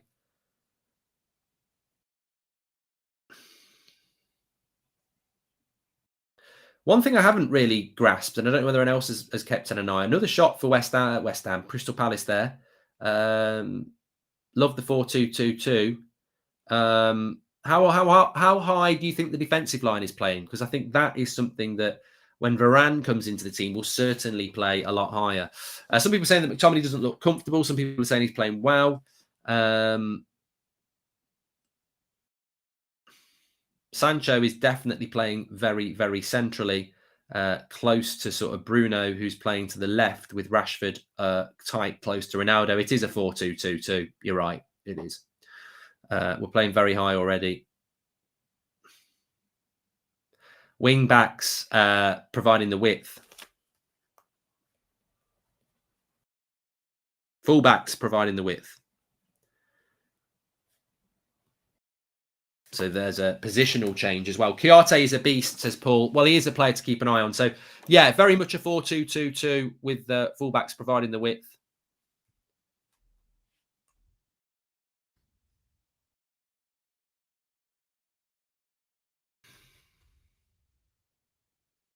tweeted that as well. Sancho and Bruno playing in those positions. I know it's only been 10 minutes, but Rashford has actually been the best for me on the pitch so far, all at the moment. But Rashford standing out, says Jameson. McTominay had a forward pass. Merry Christmas, everyone. Thank you, Santa, says Alligator. And I'm enjoying this pressing formation, says Paul Downey. And I'm sure it's partially new manager energy, but we're moving the ball faster than I've seen in a long time. It is very encouraging. Well, you know, I mean, nobody can profess to know everything, but free kick to Manchester United on the edge of the box here. Nobody can profess to know anything, but to me, I did say it a couple of days ago, and many of you agreed and said it as well. You're going to, one training session or not, you're going to see a different approach because the players are going to have to react. Every player reacts when a manager gets sacked because they don't want the blame to be on them. And also, I think with regards to United and Rangnick, the principles are completely different. They're completely different. So, yeah, it will be great to see a positive crowd responding to this style of play. The players are will feed off this. It's been a while.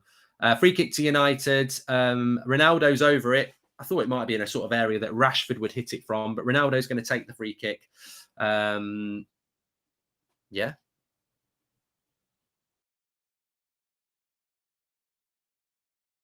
Okay. Okay, let me have a look.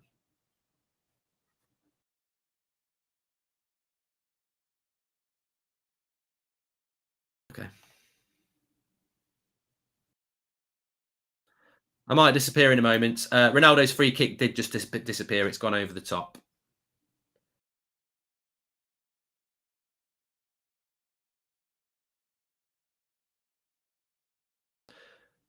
Okay.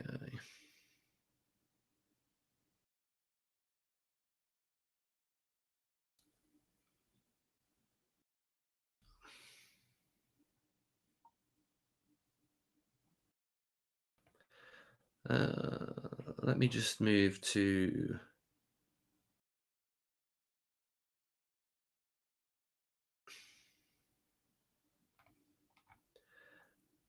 Hi, it's Palace with a new manager bounce. We are always going to look good. It's way too soon to say what the new manager has added to the side, says Caramel. Oh, come on.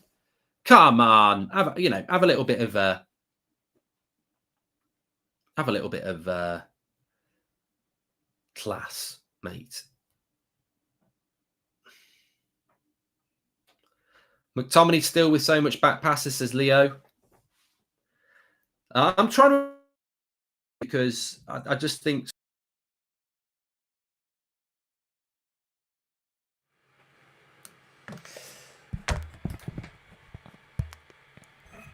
You're in your internet and everyone can hear me now, mate. You've disappeared off screen. No one can hear you. So you might want to come back out of it, the thing and come back in. A few technical difficulties. It's all good. So, do you want to try talking now? Yeah, can you hear me? Okay, you've got a bit of a delay on your voice. Now try. Hello, can you hear me? Yeah, I can hear you now. I think everyone else can hear you, but I love technology. Well, I've got full bars on my internet, so it should be... No, it's back now. It's okay. Sorry about that. Some technical difficulties while we were live. Well, look, we were just talking about the game there. I think the game is starting to stutter a little bit. We've had this, what we had, like the first 14 minutes, United have been very, very good, but it's still 0-0. Crystal Palace getting a free kick. Corner. Do you think we'll buy CDM in January, says Nishant? I still think it's the weakest area in the team. You know, if you did get an injury to McTominay or Fred or both, who would play in that position? Welcome to Members Club, Matthew, as well. Please subscribe, by the way, bottom right-hand corner. The moderator sounds like Bono. He's not Bono. Simran, thank you very much. And free kick to Manchester United in their own box there. But yeah, look, we've had 15 minutes, and I think that in the context of the first 15 minutes, I'm pretty impressed by it. I disagree with that comment from Caramel saying that it's only Crystal Palace, this, that, and the other. There's going to be a change. It's like having a Ferrari on your drive to work with and a mini metro. And we've been driving around in a mini metro and not breaking the speed limit. And we've now got a Ferrari that wants to get there quick. There's going to be a change. Now, the more we get used to that Ferrari, I think the quicker we can go within the designated speed limits, of course. But it handles better. It's a better car. and there is improvement between United. The thing is, can they keep it going? Mark, do you think if Ralph Rangnick does well as interim, he'll get the full-time job, says Joel? Too early to say. Nicholas, welcome to the Members Club. Thanks for joining the Members Club if you want to support the channel, by the way. Palace are actually coming into it a little bit more now. McTominay's just giving the ball away.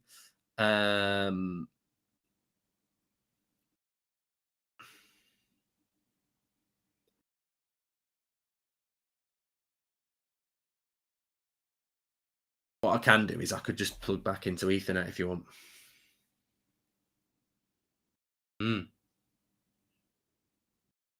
Yeah, but you know why?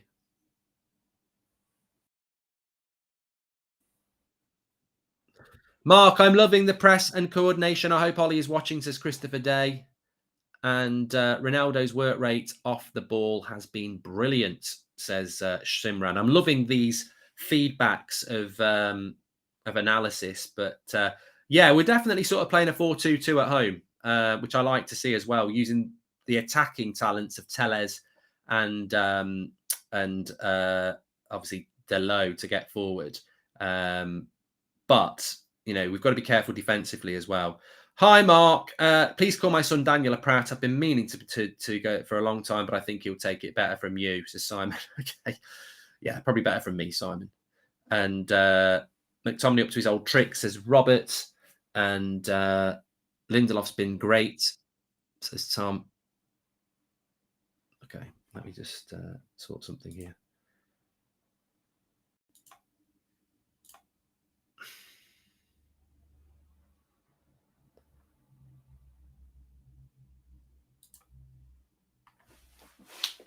Just don't want to do it when no,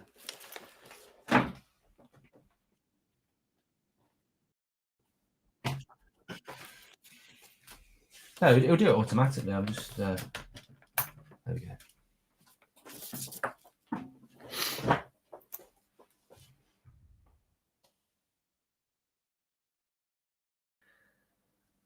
Leicester City versus Villa predictions, says Liam Johnson.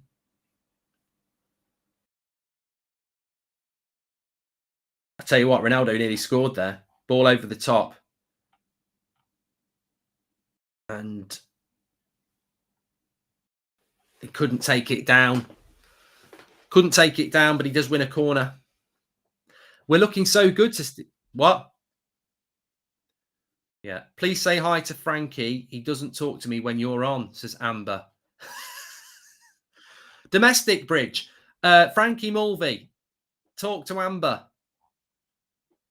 Mark, just look at where our defensive line is. Well, this is what something I appreciate this from Shav, because it's not actually easy to pick up on, but the defensive line is very interesting when you consider that Delo and Tellez are pushing forward so much. Defensive line being high against a quick Palace attack is quite interesting. Mr. First 15 says 12 times. How'd it look? Very good, very different from Manchester United on the front foot, definitely. Look, there's a few teething problems. I think people are picking out certain players again, but ultimately, you know, we're you know, good cross from Delo there, Ronaldo getting on the end of it. You feel like Palace are competitive, which is what we expected to be, but United have been decent and, you know, feel like we get that first goal. Do you believe there will be a battle between Tellez and Shaw for left-back moving forward to Tyler Wilson? I would hope so. I mean, as I said to 11, it's a big opportunity for them, isn't it? I'm a bit worried we don't have the fitness to do this for 90 minutes. The tempo is so much faster. Yeah, well, that is going to be a problem. That is going to be a problem over the coming weeks and months, definitely, because the intensity is going to be big. But that's why you need to use your substitutions. What sounds better, Prestiano or Presnaldo? Says Downey Jr. Which CDM do you think is best for United? Says Nishant. Well, I think I do. I think look, it's not rocket science, and it's not predictive text, is it? Fred's the one that everyone expects to improve in this side. It's who's going to play with him. One thing I would keep keep your eye on is how deep McTominay plays compared to Fred, because if you want McTominay out the team for Van der Beek, are you going to basically say that he's going to play deep? And again, United winning a throw-in really high up the pitch because Palace getting stuck under the press. I like the instant reaction to win the ball back, says Josh Brown. Yeah, these things will come back. Yeah, definitely. Will be interesting to see how proactive Ranić is making game changes. We never had that under Ali, says B. Yakov. Yeah, very active. I've seen a few people saying that about Ranić. He's very active in his technical area, which is something, as Ollie always felt like he didn't want to go there because he felt lonely. But the forward passing has been the thing. I mean, Fred's backward passing there. McTominay, it is a forward pass to Maguire.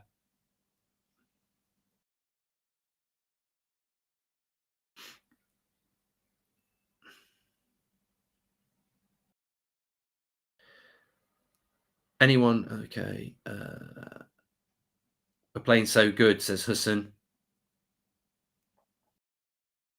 The defensive line of Maguire and Lindelof, somebody just said it there. They're beyond the halfway line. They're so high, and Palace, are they just can't get out. I mean, I remind this is I'm going to use the Liverpool Leicester story I've tell all the time. I remember Leicester going to Anfield a couple of years ago in good form, and I thought, oh, there might be a chance of Liverpool dropping points here. There wasn't. They pressed the bloody life out of them, and it was amazing to see. And I think United are trying to do that here. How long do you think it should take players to adapt to Ralph's style of play? Wait a minute, Rashford's just in, lays it back. Ronaldo straight at the keeper. Good performance so far, but I wish Maguire would step up and be the dominant centre-back. He is covering Lindelof, says Dan Harding. This game is there for the taking. Ronaldo finally getting service. I think he's had more chances in the first 20 minutes than during the whole tenure under Ollie, says Jameson Gray. And don't like your club, but respect you for what you do, says Alderis. Okay, thank you. Nearly 45,000 watching, actually. Please do subscribe. Bottom right-hand corner, get involved. You're very welcome. I'd love to know what the possession stats are, actually. I'm just going to have a quick look because it's been very, very different sort of Manchester United so far. 61% possession, 5 shots to 2. Yeah, it's very, very different. If a bottom tier National League club becomes available, would you make the jump with the United stand behind you? Says Tyler Wilson. What are you talking about? Delay with another good cross, just out of reach for Ronaldo. Sancho lays it off. Fred. Oh, I tell you what, I think Fred thought he'd scored. The keeper dived, but it didn't make it that far. It was I don't know whether this is going in. A lot of people saying it looked like it was going to go in. Fantastic cross from Delo. Ronaldo nearly gets onto it. Sancho lays it off to Fred, and I think the keeper would have saved it, to be honest, but it does go for a corner.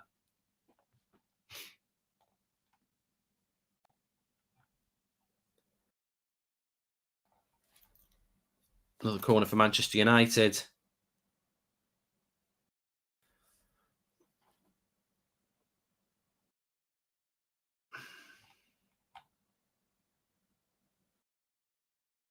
What's your take on the whole Bayern Dortmund ref thing with Bellingham, says Alderus. Yeah.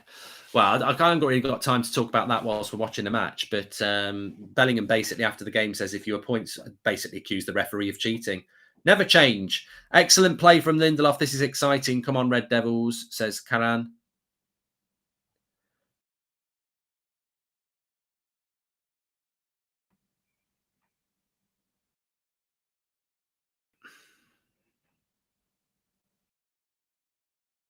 Lindelof's getting a lot of praise in the chat. Pressing's been fantastic. What a game. People are loving it, which is great to see. I'm just going to put a tweet out, actually. Yeah.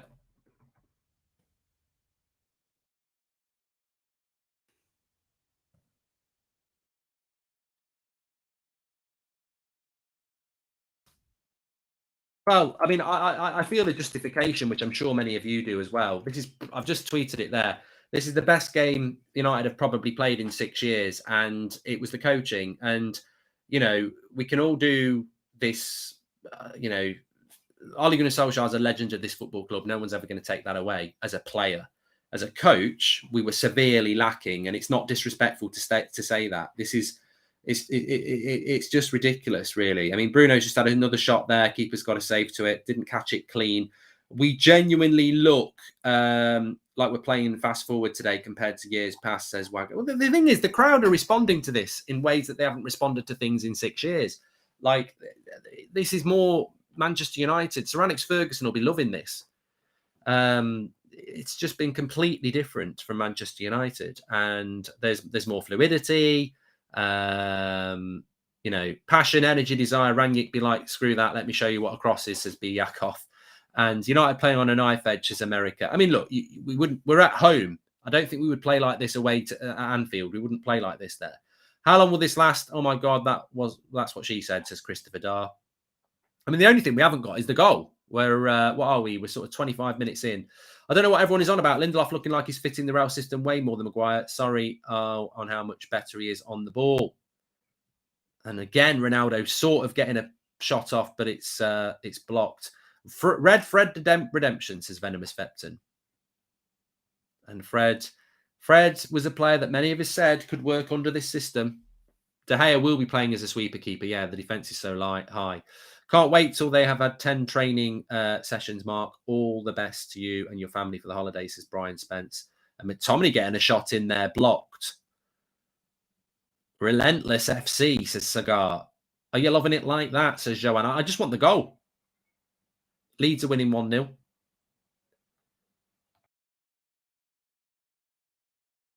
Come on, Patrick, Zaha, get revenge for us. We outplayed them completely. Zane, you lost. We're coming in waves, says Dougie Yoon. Yeah, that's there. Okay. In the era of data-driven tactics, to go out there and enjoy yourself does not work anymore. We needed a new United way, says IQ, and that's exactly what we've got. The crowd are absolutely loving this. Old Trafford roaring. Jack Strand, thank you for being a member for 22 months. Rangnick had maybe a day and a half to do with the team, and they're playing better than ever. Imagine if he'd come in weeks ago, says Krishna. Last game we passed our own half. This game we're passing on their half. What a difference, says William. Well, this to me feels just like the day that Ronaldo arrived, really, because he's going to get so many opportunities. This is where Ronaldo can really start to score some goals for Manchester United, and a team like this. You know, look at the fixtures we've got over the coming weeks as well. It's a great start, and we can put it down to Ralph's coaching, but are we not getting ahead of ourselves? Could it be the bounce? Come on, Ralph's right. Oh, yeah. You know, we saw a bounce under Ollie. We did see a bounce under Ollie, didn't we? But statistically, possession is over 60%. We've had loads of shots. We've had nearly 10 shots already. Most of the game's been in their half. You know, Palace are pegged in, pardon the pun. And, you know, all I can see in the chat is people smiling and I can't see you smiling, but no graveyard shifts today. Something's changed, says Gore. Yeah, this is what Ronaldo wants. He wants to play in a team like this. Even Juventus didn't play like this for him. So Sancho's looking fire, says the Cousins. This is how teams like Palace and the like should be dealt with at Old Trafford, not like the old days, but it's a start. That's from John Prashvin.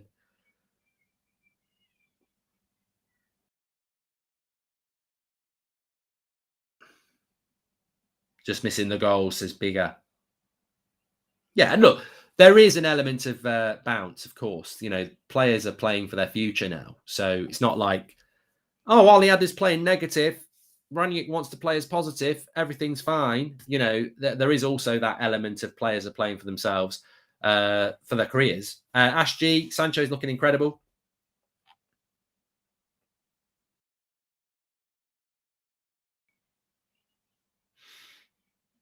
Sancho will love this system, though. It's so much more suitable for him. Still, there'll be some minor issues. Well, I say minor issues. You know, Fred and McTominay are still going to play the odd bad pass because ultimately they're not going to suddenly become Toni Kroos, are they? In 2 days, they're going to have to get used to passing the ball forward more. It's like Liverpool yesterday. Watched Donny score the winner in the 94th minute, says Jameson Gray. And we're just not letting Palace out at the moment. It's just relentless wave after wave after wave.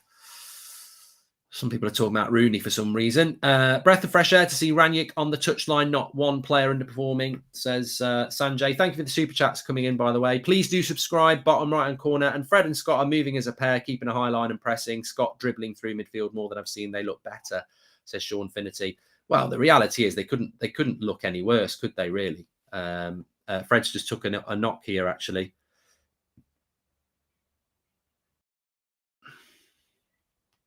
Levin's just messaged me as well. He's saying that, yeah, that's 4-2-2, Ronnie and Rashford strikers, yeah. Sancho and Bruno right, left and right, cams. I think Fred will be all right. It just took a little bit of a tumble there. Jake says, is anyone still annoyed he didn't change anyone from Arsenal? Every player is doing well so far, not over yet, but how exciting this to see, says Jake. And chalk and cheese, Mark. When last have we seen United play a good first half? Let's see if we can do a full 90 minutes of this, as Michelle. And this would be the perfect game for Donny. Quick passing, pressing, attacking football. But to be fair, McFred hasn't been that bad. Come on, United is our stick. I mean, look. The exciting thing is we've got players that I would love to see come into this system. I would love to see Donny van der Beek play in this system. I'm sure. Levin says, tears in my eyes. This is a beautiful game to see.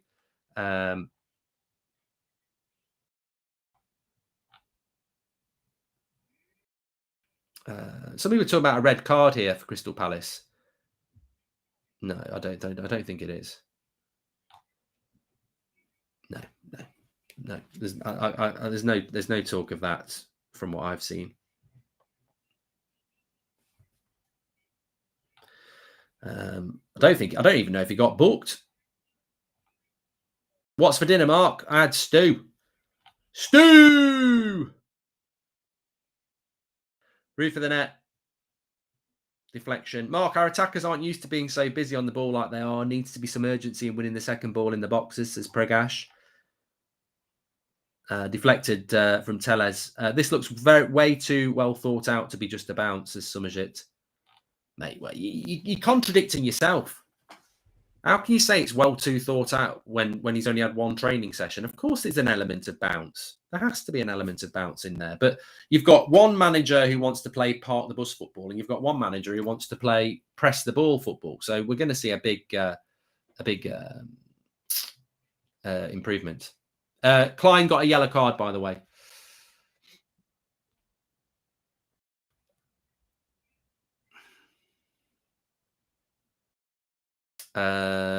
It's been a fantastic half, hasn't it? It really has.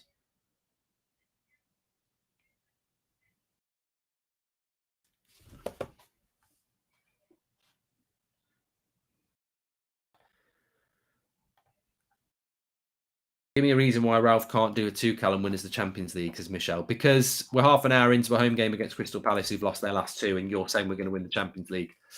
People like you that give us a bad name. Let's take it a game at a time, mate. Thanks, Alex and the mods. Sir Alex will be loving this. He will be loving this. I mean, to be honest, Sir Alex always put a smile on his face for Mourinho and Ollie. He was faking it.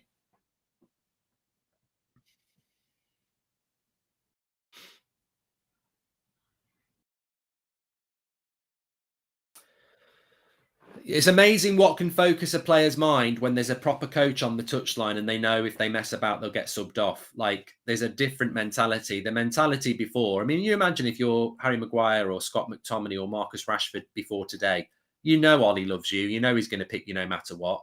They don't know Ranić, so they'll be like, shit, I've got to perform. I've got to perform, and I've got to perform well. So people still going on about the red card on Fred, which wasn't a red card. Whether it should have been or shoulda, woulda, coulda, it's not.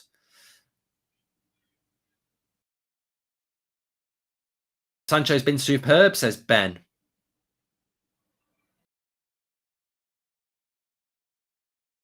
I feel Ralph set us up for Poch takeover in the summer. Also with 4-4-2, you can see Cavani and Ronaldo working as a pair. Goals galore, says Mackenzie Frost. 65% possession for Manchester United. Man of the match so far, says Mr. Chaplin. Well, I'll let the chat know. I'll let the chat have their say on that. Leeds are winning 1-0, by the way, against Brentford, and Tottenham are winning 1-0 against Norwich, if you're interested. Lucas Moura. I'll tell you what I'm interested in, and after 35 minutes, it's always a good time. 66% possession, 11 shots. I'll have that.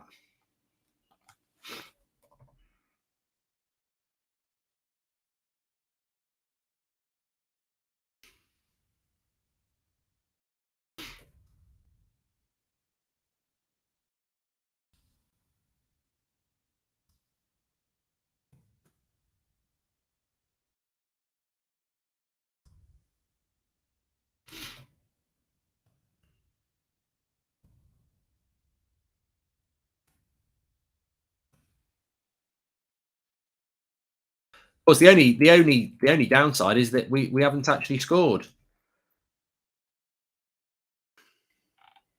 Could play Lindelof as a CDM. I don't know about that. We've been attacking so much and have so many chances. It feels like we're in second half already. Great to see us suffocating them, says Joe. A lot of players are playing better than usual. Sancho is brilliant in this game. Easily an 8 in player ratings at the moment, says Berg. And I feel Ralph Setters. Yeah, okay, we've done that one as well. Lindelof's been very good. A lot of love for Lindelof in the chat. Sancho as well. I think Fred's had a very progressive game as well. Ronaldo needs his goal. Dalot's been good. Tellez has got forward a lot. I don't think. I mean, look, I don't think Rashford's been bad. I don't think McTominay's been bad. I don't think Maguire's been bad. Did Klein play for Liverpool? Yes, he did, Darren. Yeah. Who's our goalkeepers as team? He did make a couple of saves early on. They were standard saves, but yeah, it's different, isn't it? Because there's no real pressure on our back line. So if there's no pressure on your back line, there's no mistake to be made by your back line. And I think that's what Rangnick talks about when he talks about control. They're not getting at the defence. So there can't be mistakes made.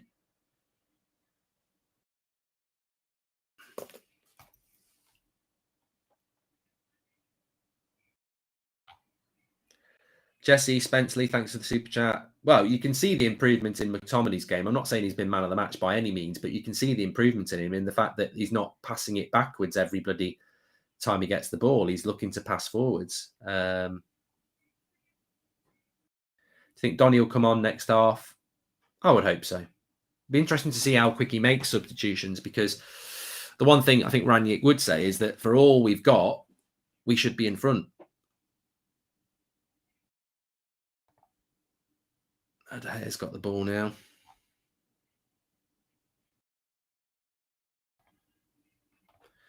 Sorry, just clearing the chat of a few of the twats at the moment.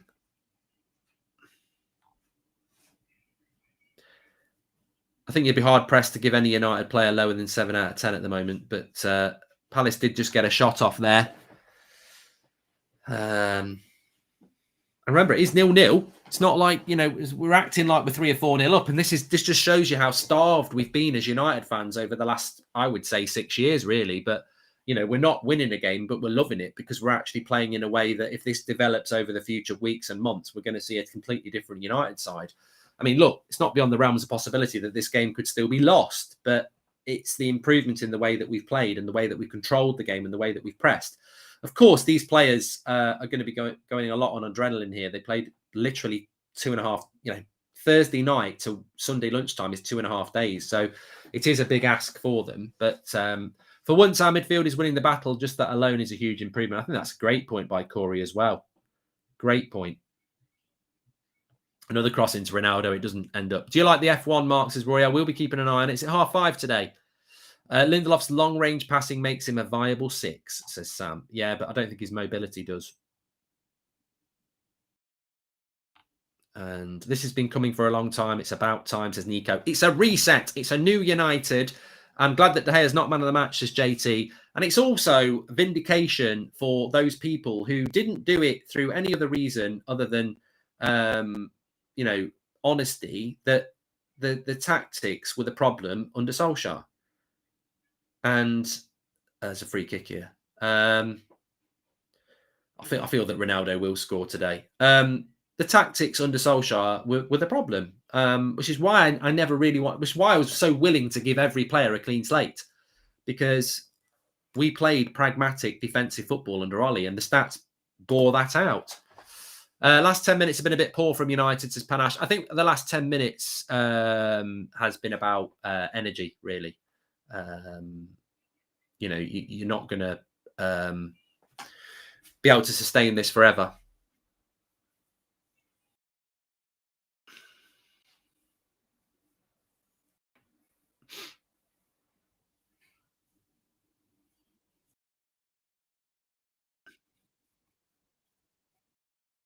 Okay, we're going to start putting some of your tweets on screen. Give us a follow at United Stand MUFC, but hashtag TUS opinions, and we will be putting some of those up on the screen there. So if you are on Twitter and you want to tweet something, just put hashtag TUS opinions next to it, and you'll see some of your tweets coming up on the screen. I won't necessarily read them all out, but you will see them on the screen.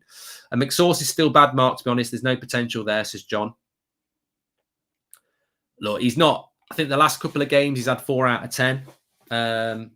At the moment, I'd probably give him a 6, 6.5. But no, it's hard with McTominay because an average performance for McTominay is crap, isn't it? So I'd give him a 7 because he's above average today. And hopefully the new average will become better. But clean slate, Bridge, that's what I'm talking about. You know, let's see what happens. It is time to score. Yeah, you know, the only thing about this performance is that we're 41 minutes in. If we're 2-0 up, everyone's like, we're having a party. We haven't got the goal, have we? We've put a lot of energy in, and we haven't got the goal yet. And, you know, we want to keep that momentum going. Who is red near to? A new lad, says Thomas. Mark, will you do an F1 watch along now? I've got to protect my voice, Rahul. I'm only just getting over this man flu. There will be an 8 o'clock show tonight as well. And we've got fan vlogs. We've got fan forum, so lots to get involved with. Please subscribe. Bottom right hand corner, we've got nearly 50,000 watching. Massive game for Manchester United. I like the tempo, says Vivo Dan. Well, you know I would say, Vivo, you've got to pump it up, don't you know? Pump it up. I'm surprised I haven't done that yet. The tempo needs to pump up, and it has pumped up. So let's see if we can get a goal before half time. Justify a very different and progressive and exciting first half. I mean, we might see Elanga in the second half. People talk about Donny. We might see Elanga.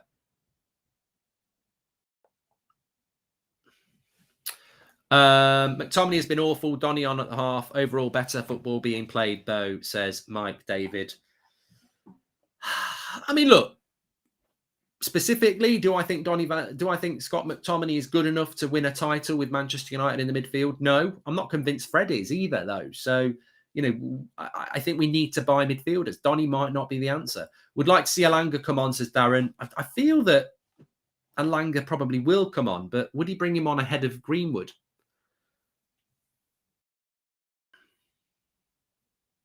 Palace have certainly had a better stage of the game in the last 5 minutes, haven't they, to be honest? United's energy levels have dropped a little bit.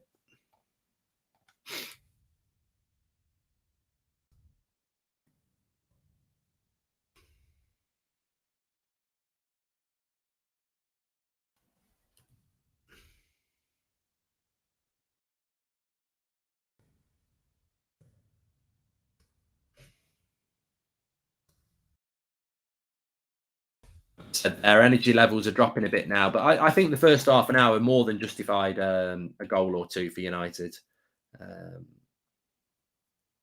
But I do like it every time that Fred or McTominay get in the ball. We're not hearing Maguire or Lindelof with a long ball. Although a lot of people are now starting to get on to McTominay and Fred for passing backwards again, and Maguire's having to bring the ball about. People judging because of 30 minutes action. It's basically new manager bounce reaction. They're trying to impress. Difficult to judge for now. Yeah, I agree with that, Kay. To a certain extent, I do agree with that. Darren would love to see Elanga come on. McTominay going backwards again and Maguire having to be quick. Not a criticism, but this reminds me of good early Ollie ball. Lots of intricate passing. Problem is breaking teams that sit back. Ralph needs to get team making more runs to break the lines, says Andrew O'Brien. I think the game's perfect for Donny. I felt that before.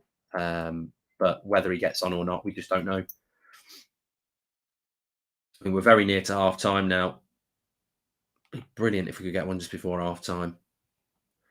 The players look like they have a plan. It's just a matter of ironing out the creases so they can execute the plan, says Luke 82. Palace fans equals Pratt, says Gaz. Been a while since I feel relaxed watching us play. Well, it's been a while since I think we've actually enjoyed a game, Faisal, haven't we? You know, I did say it all week, and I said it at the start of the game as well. It's they're a decent side, Palace. I know they've lost their last two, but the Villa game, I saw a lot of that game, and Villa did very well to win it. And the Leeds game, they lost it very late on. Everyone looks confident for a change. The shape, pressing. I tell you what, nearly a goal there. Delo interchanging with McTominay, and he just shot over. Lovely little play between them. Everyone looks confident for a change. The shape, pressing, intensity all look really good. Looks very positive, says Paul Downey. Thank you very much for the super chat there. And Delo, you know, Delo, again, getting a lot of plaudits in the chat. And, you know, finally, I mean, I do want to talk about Delo at half time, actually. I didn't want to talk about it in the game because I'm a big fan of Wan-Bissaka, but I'm also a big fan of Delo. And it is half time. And I'm just going to start off talking about Delo then. I really am over the moon for him. And not because I think it's I think so many people just want to go, oh, he's shit, he's good, and make it always about, you know, you're bad, you're good, I hate you, I love you. People are, you know, very much, and I'm getting people, McTominay played well, McTominay shit. It's just, it's so interesting, really. But I'm getting all sorts of stuff going on there, and I think that the interesting thing for me is that when you've got when you've got someone like Delo, who is such a you know, a player that's not really had a chance to play for Manchester United like he has done, it's been great to see him given that opportunity. And I do like Wan-Bissaka. I really do like Wan-Bissaka, and I think he is a good player. But I think also that, you know, you need that. And it was only a couple of weeks ago we were hearing Trippier's coming to United. Oh, Trippier's definitely going to come to Manchester United. And many of you have said for a long time that Delo is a good player. And I think we've seen in the last couple of games that there is a player there, and so much is not about being thrown into a game rusty like he did against Villarreal and, you know, not really understand what's going on. And then, you know, we've seen him play the last two games, bit more confidence, belief, opportunity. And look, defensively, he's not been tested. And I think that's where Delo's problems will always lie. But offensively, he's been really, really good and nearly scored a very good goal at the end. It looks like McTominay always scared from getting the ball and hiding and never wants the ball, says Yusuf. Yeah, he's not a very confident player, is he? I feel Bruno is interrupting Tellez on the left. Thoughts perhaps Donny better than Bruno for this game, says Desert Haunter. Just one training session and we look like a different team. Imagine a month of heavily drilled team, says Faisal. And not a criticism, but this reminds me of a good... Yeah, we've done that one from Andrea Bryan, who says it's a bit like Ollie Ball. Look, interesting. Many people are saying take McTominay off and bring Donny van der Beek on. I mean, you could take Bruno off and bring Donny van der Beek on. It might be that Bruno's place is in more jeopardy than McTominay. I mean, I'd love to see McTominay off and Van der Beek on, but, you know, Ralph might see him as being as he's playing a 4-2-2, and we're basically playing with 2 8s with Bruno and Sancho. He might see that as a more suitable position for Bruno, and McTominay's position might be more up for grabs for someone like Matic. Energy was great first half, but tapered off. Fred and McTominay still can't pass, says JB. And Bruno needs to cut it out. Great first half watching from Australia. I hope you're well, Mark, says Espath. Energy was great. Look, I think first half, Manchester United, I mean, I'm just going to check it on here. Manchester United first half were, let me just read you the stats on this, because it was 66% possession, 12 shots, only 2 on target, to be fair, which is what Palace had, even though they had 5 shots, 7 corners to their 1.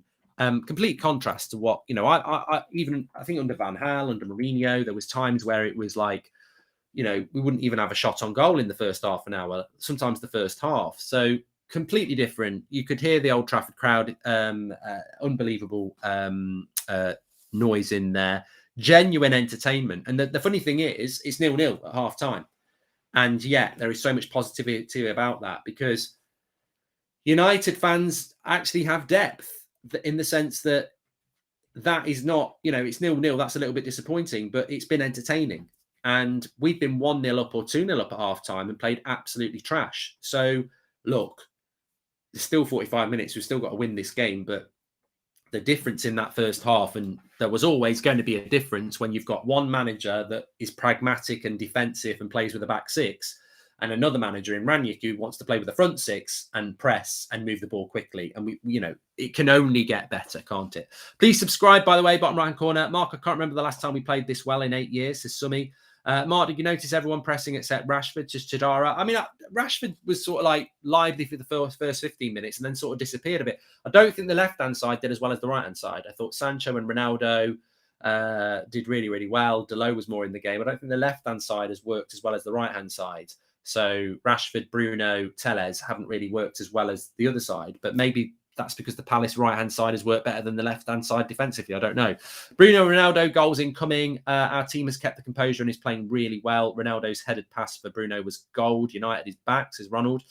Let's not sleep on Palace, though. They have got that mobility, and they could get a golden chance. Mark, did you notice I've done that one from Chitter? I feel Bruno did okay. Not sure about Rashford. Maybe he needs even more games, says Humphrey. And Mark, Fred is an 8. I don't care what no one says. He's a good player. I think under Ollie and he's part of the bus style, we couldn't see Fred's potential, says Stephen. And better looking performance. Still too many players with their heads down in the box making the selfish play. United has a few extra passes from 3-0, says Randall. And yeah, and this is something that we're going to have to drill into people like Mason Greenwood, Marcus Rashford. You're going to have to drill into them that this is Manchester United, and the way that we're playing football now, we've got to play more on the front foot. So, yeah, definitely going to have to start doing that. Half times in the other games, it's 1-0 to Spurs and 1-0 to Leeds at the moment, which it was for a while. Hi, Mark. Unfortunately, I missed the first half of the game. What has changed and have the team look better now, says Akil? Well, look, 66% possession, over 10 shots on goal. Not all on target, by the way. Way more corners than Crystal Palace. Crystal Palace are a good side. I would say if that was Manchester United against Crystal Palace and Ollie was in charge, that would have been a far slower game and Palace would have had more of the ball and probably more chances and it would be more equal. That was a very unequal 0-0. It would not be unjustified if United were 2-0 up at half time. I'm not saying we should be. We didn't create the clear-cut chance. We didn't take any of our sort of half chances, but I don't think anybody could have argued that we were very close on a couple of occasions to actually, being maybe one more pass or one better finish away from being a goal up. So 2-0 would have been justified, I think. But got to go harder in the second half again. Mark, do you think if we are going to play 4-4-2 that Bruno might work in a 2 in the midfield, in the middle would allow for one of Greenwood, Martial, Cavani to start as Kieran Byrne? I think Bruno's intelligent enough to be able to play in a few positions. Yes, I do. And I hope that...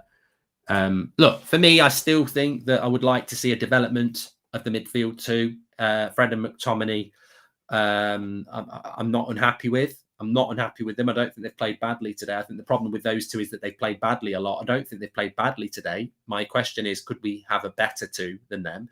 And I certainly think if you had a prime Matic would be better than one of those two to play with them. I'd like to see Donny in there, and maybe you could give. Maybe you could give Bruno a go there as well. Delot and Telles add a lot to the team. Really enjoyable performance so far, says Gavin Wood. And also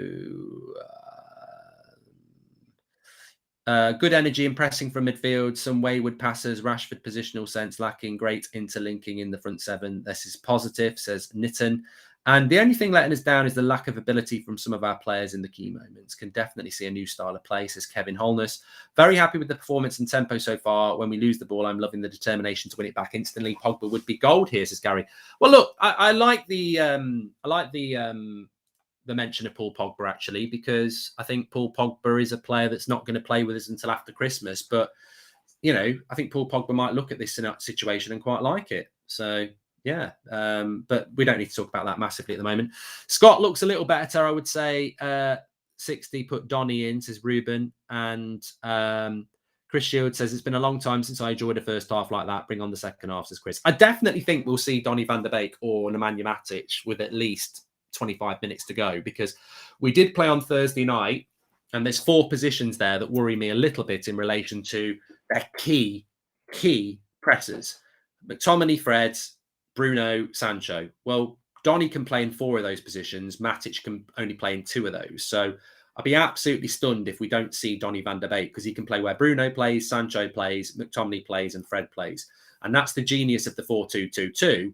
4 positions are basically Donny positions, because we're basically playing with 4 number 8s. I know McTominay and Fred have to have defensive discipline, but they're pushing so high up as well. I would expect to see Donny coming on at some point. Sean Turner says he likes the 4-2-2-2, and it opens up a couple of positions for Van der Beek as well. He can slot in a few positions. Happy so far, and I think that was the problem before. Also, it's good for Pogba as well. Ram, thank you very much for that super chat. But look, we won't play this formation. Oh, sorry, we've missed David's super chat as well. David says, Mark, great progress, but they need to be more comfortable and confident with the ball in the final third. They seem to be rushing to shoot or cross instead of taking 1 or 2 more inside passes. Yeah, and that will come with time. You know, that's the whole get your head up, isn't it, really? Adrian, thank you very much for becoming a member. And please do subscribe, by the way, bottom right-hand corner. I've got over 60,000 watching.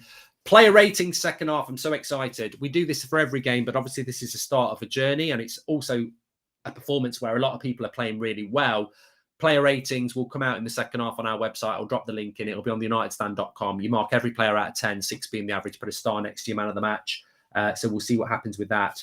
The problem with McTominay is he doesn't want the ball. Fred makes mistakes, but he doesn't hide. Need to put Pogba or Van der Beek for McTominay, says Akil.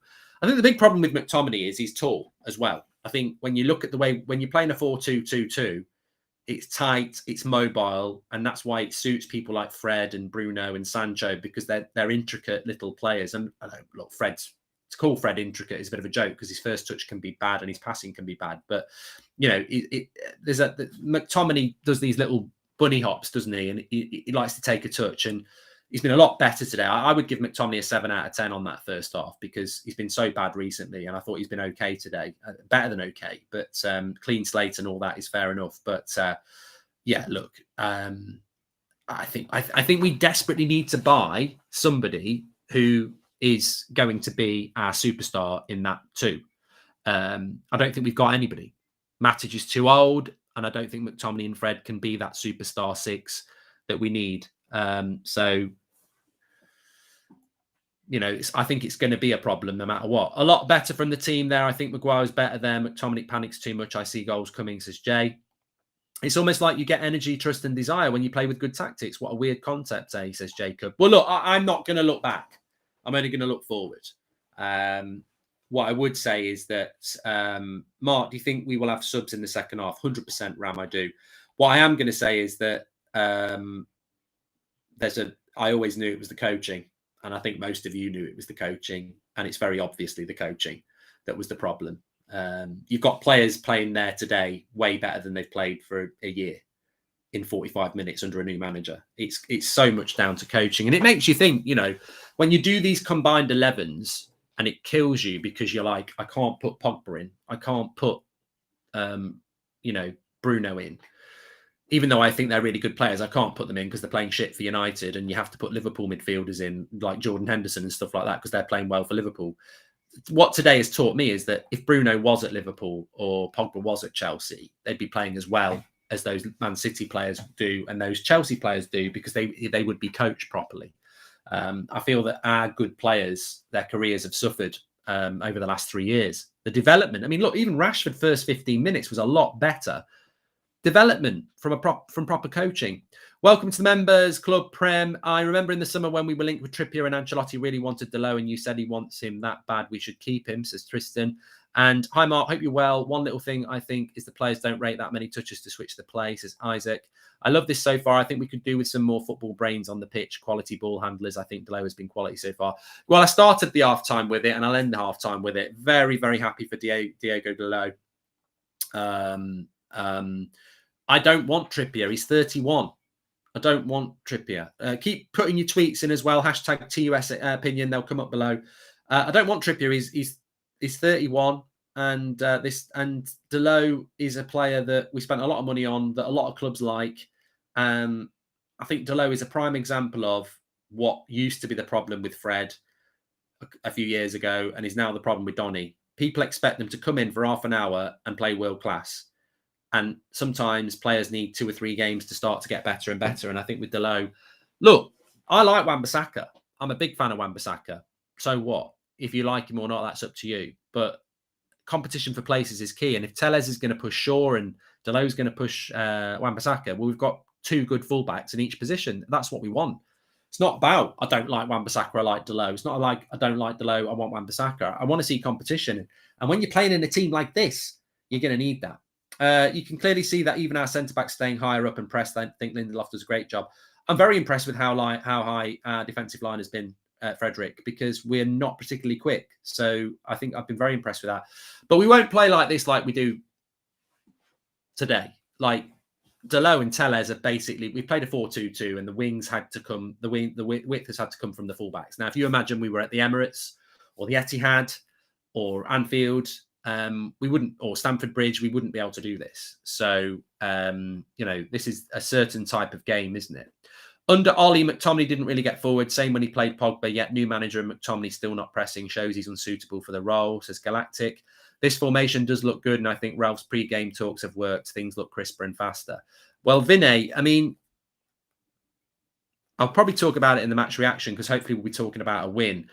One of the things that people might be confused about is how we can play such a high line with McTominay and Lindelof, who are vulnerable to the ball over the top. The reason we can do it is because you've got David De Gea sort of playing as a sweeper keeper anyway. But also, how can Palace play the long ball when so many of Palace players are having to play deep to deal with the press? They haven't got the out ball because they're, Zaha's and Ayus, they're doing defensive work, going back with Delot and Telles. So it's only Benteke up there, and we've got 2 centre-backs who are also pushing forward. So Benteke's got to watch the centre-back. So, look, Palace would have to be very brave to try and exploit our high line because they would have to leave less men back. And that's how it works. We're suffocating the Palace attack by pushing everybody forward. And they can't leave people up front because they'll leave themselves short at the back. When Varane returns, I'd like to see both Lindelof and Baye get a chance to partner with him. To me, they both look better than Harry at the moment, says Kieran Byrne. And Mark, do you know German managers never won debut game in the Premier League, says Thomas. All right, I didn't know that. Ralph giving instructions, not asking for suggestions. I don't know how to feel, says Plop. We're just about to kick off for the second half, by the way. And we've got to go and win this now. Go for it now. Yeah, we just started there. So it's like about 5, 6, 7, 8, 9, 10, 11, 12.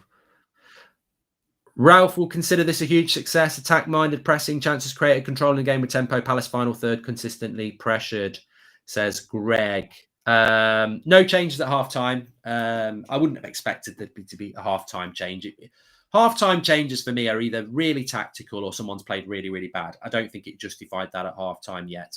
Hi, Mark. Could you shout out my Twitch channel? I'd love to talk to fellow United fans whilst I play Apex Legends, says Twiz. You do you. And I don't even know what Apex Legends is. I'm such a boomer. And good day, Mark. Is it 4-2-2 or 4-Su-Su? Sue. I'd love to see Ronaldo score today. I'd love to see anybody score, really. Wan-Bissaka for CDM. I don't think the world's ready for a slide tackling CDM.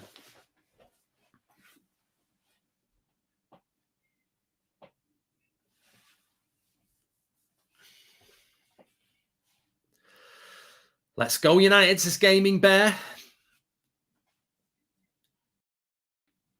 We just got to score the first goal in this. Scored the first goal, and I think we could win. I mean, I went 4-2. I've jinxed the scoreline. I did go 4-2. What a prat. But, it could have been. We could have had 2 goals in the first half. But I think it's very obvious we're going to get better and better and better with more time. With Rangnick here. 1 training session, and you can already see the the basics of what he wants to do, that high line, the movement of the ball forwards, the higher tempo. Oh, fucking hell. McTominay's going to get absolute pelters. He is. How did Chelsea... He just kicked the ball out for a throw-in. How did Chelsea lose away to West Ham with Marcus Alonso on the pitch? He's usually lethal. Oh, Salim. I'm not reading that. Yeah, McTominay under no pressure just kicked it out for a throw-in, trying to find a low. Excited to see how the subs might change, and the Ranić subs were always an issue with Ollie, says Patrick St. Pierre. But just going back to what I said there, I mean, this desire for McTominay to come off for Van der Beek may not be what Ranić does anyway, because he might be of the opinion that McTominay is more of a behind the striker two, ahead of the midfield two, where Bruno and Sancho are. So, you know, be very interesting to see. He might put Matic on for an underperforming McTominay if he takes McTominay off. But his first half was relatively good compared to, you know, what he's all about. But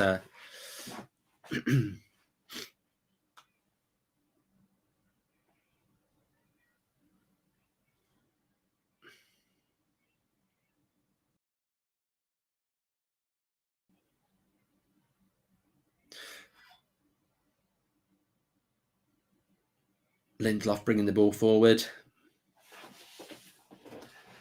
There's a few people in the chat going, Sancho's been quiet, Bruno's had an off game. And that's only because it's 1-0. That's because it's 0-0. Bruno shot over the bar there. I mean, Bruno scores a goal and everyone will say he's had a good game. Sancho creates a goal and everyone will say he's had a good game. It's 0-0. So, you know, the modern football fan has to find somebody to blame. And yet there is no United player that for me is below a 6. I don't think there's any United. I mean, 6 is average. And I think people think 6 is like, oh, that's crap. An average performance from a player isn't necessarily a crap performance from a player. Matic is just going to warm up. Everyone else is sitting down. I think Matic could be coming on for McTominay. That might be the thought process. So that Donny for McTominay thing, again, may not be something that Ranić sees. And we might just have to accept that. It's a bit like the... there's many theories, isn't there?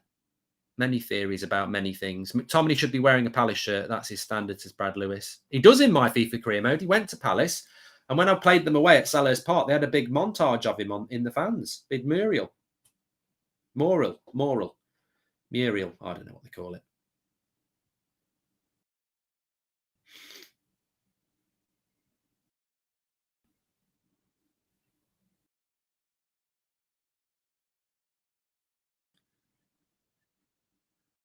Bruno with a fantastic cross, and Ronaldo just can't quite get onto the end of it.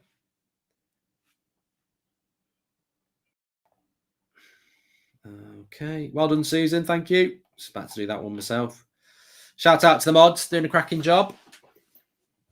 Loving this match so far. This is within less than a week as a coach. Looking forward to the final verdict after 6 months when it truly matters, says the Honest Tiger. Look, I get it. As United fans, we want more and more. We want to win. That's what we want to happen. And it was a great cross, says Whitehall from Bruno.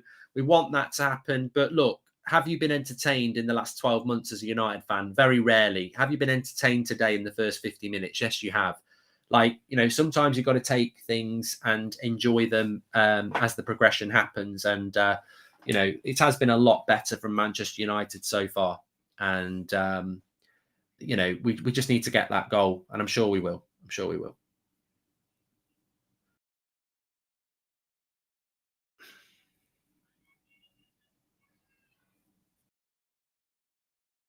So, yeah, there was... cheers for the live stream, Mark. Hope you're well, says Matty. Thank you very much. Yeah, please subscribe, by the way, bottom right-hand corner. Donny van der Beek will either get game time or he will go in January. So I said this the other day. And I would agree with that. If Ranić, who is nothing like Ollie and has got no connection, he's no ex-player, he's got no love for our coaches. If they stay, they stay. If they go, they go. He's got no... prejudice or anything like that. If after the new year Donny's still getting 5 minutes here and there, then he'll go. And you'd have to ask a question. You'd have to obviously say in them situations that maybe Ollie was right, but I still hope that he will get a chance. But the problem might be that Donny is more of a number 10 than a midfielder. In which case, you'd have to be dropping a Bruno or a Sancho in this system. I think we all want to see a United side that's got Bruno, Donny, and Sancho in it, but really gone off Rashford. Is it an attitude thing, says Jack? I mean, what's your thoughts on Rashford? I've got to be honest. I was sort of staying quiet on Rashford, mainly because I was quiet on Rashford because I haven't really noticed Rashford apart from the first 10 or 15 minutes. A lot of people in the chat have been saying that McKenna is really in the ear of Ranić, but I don't know where Mike Phelan is. I don't know whether anybody's seen Mike Phelan, but I mean, watch Palace hit you lot on the counter, says Steve. Well, that could happen. I just want to say as well, you know, Draughty was on about it before. Palace, Vieira's done a fantastic job with them. This is not counter attacking Palace, although they have had to play a little bit like that today. They've been very good under Vieira, and they have lost their last 2 games. But I think that's more of a indication of the Premier League this season that Southampton, Brighton 1-1 yesterday. Brighton are a good team, but Southampton get a point against them. It's, you know, Villa beat Palace, but it was a close game. Leeds beat Palace, but it's a close game. There's a lot of teams around the same sort of competitive element in this league at the moment. And Alan, thank you very much for the super chat. De Gea will be incredibly important in this system. With all the pressing in possession, our goalkeeper will need to barely see the ball and still make a worldy save, says Alec. Yeah. Well, he's in very good form, isn't he, at the moment, David De Gea? I don't know what the story is with Luke Shaw. Head injury, concussions, you're normally over that quite quickly. So Rashford is ridiculously overrated, coasting on his personal accomplishments that give him slack in his professional career, which shouldn't happen, says George. Very forthright opinion there from George. I think what Rashford's done off the pitch will be replicated by many other people in the future. But footballing ability is where he should be worked from. Palace have got a free kick on the edge of the box here. How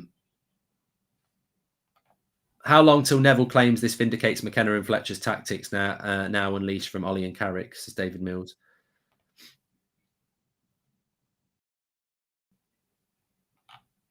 I don't know what this free kick's all about, but Fred's about as well.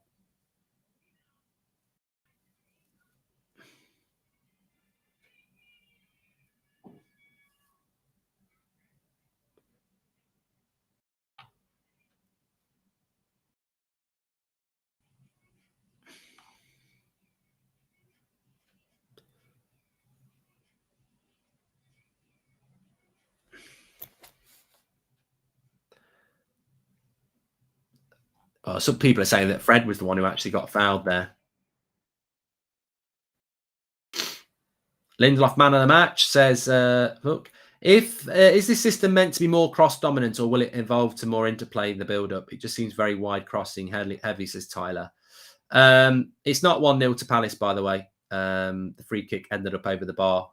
Free kick to the back post, and I think, well, a Palace player headed it over. How are we playing? Only just joined in, says Matty Ross. I think the first half an hour, United, really, really good. Remember, we did play Thursday night. There is, Palace have come into the game more. I still think United are looking more likely. It's actually a corner to Crystal Palace now. It's still 0-0. Don't worry, we will block the fake scorers. It just takes a little bit of time for them to do it. So the mods have been fantastic today. Do you miss the Norwegian tablet, Mark? Says Tabrez. Goal kick to Manchester United. I think subs will be very important. Yeah, I think subs will be very important. We don't know. I don't know anybody that Matic was sent to warm up. Was the story about 5 minutes ago, but I don't know whether anyone else is. Is McKenna a clone of Phil Neville? Says Wally the Ollie. Imagine if it was Phil Neville in disguise. Gammy, I've got in. Right, Phil, listen to me. We run Manchester. We're the firm.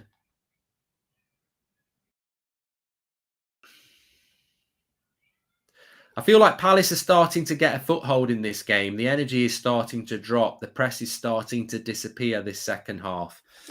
You might have to make some subs here.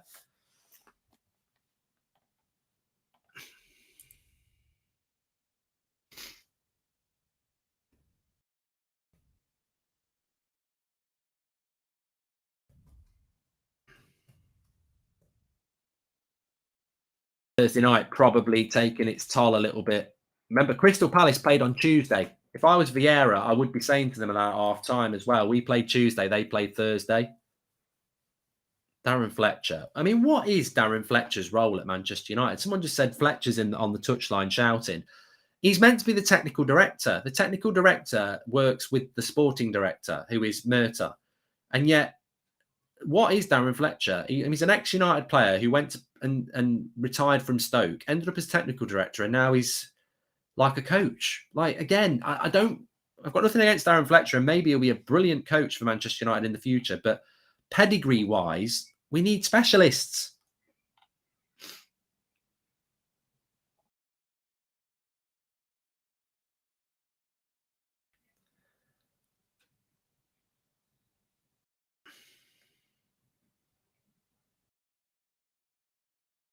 What's your favourite crisp? I like Pringles, yes, Taylor Jones. I only really eat them at Christmas. Why are we still zonal marking, though? It's got to go, says Shatty. I think Ranić likes the zonal marking. Zonal marking can work if you do it well. Rashford getting a bit of stick in the chat.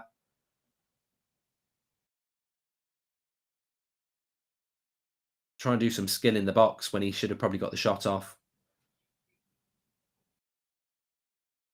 Rashford and McTominay, clearly the worst players. I'm not even making this up, says Raheem. Fresh legs needed. I think fresh legs needed is definitely the thing. Player ratings we will have for you in about 10 minutes. You can start voting for those. I would expect subs to be coming on anytime soon. And I suppose, look, if it stays 0-0 and substitutes come on, anybody who was moaning about the starting 11 not being changed, well, look, here's the chance for those players to come in and have their say, isn't it? But Delo impressively winning the ball back there. Competition for places is what it's all about. And United won a corner here.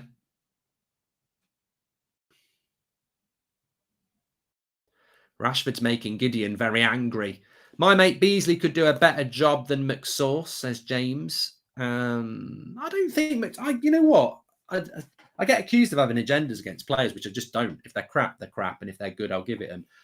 This has probably been one of McTominay's better games for Manchester United. I don't think he's been brilliant, but he's been so bad recently. I certainly wouldn't put him in a terrible performance position. But so I suppose the problem is, and I'd say about Fred and McTominay, they've not been terrible, but have they dominated that midfield? No, they haven't. You know, have they been way better than Coyote or Gallagher? So Greenwood's coming on for Manchester United. Surely going to be for Rashford. Generational talent time. Thoughts on the game so far, says Burhan. First half an hour, very exciting, very energetic, very, very much in the way that you think Ranić wants us to play. Probably the half an hour after that, second half an hour game, because obviously this is 3 half an hours in a game in 90 minutes, maths bridge. Second half an hour, I think we've let Palace back into it.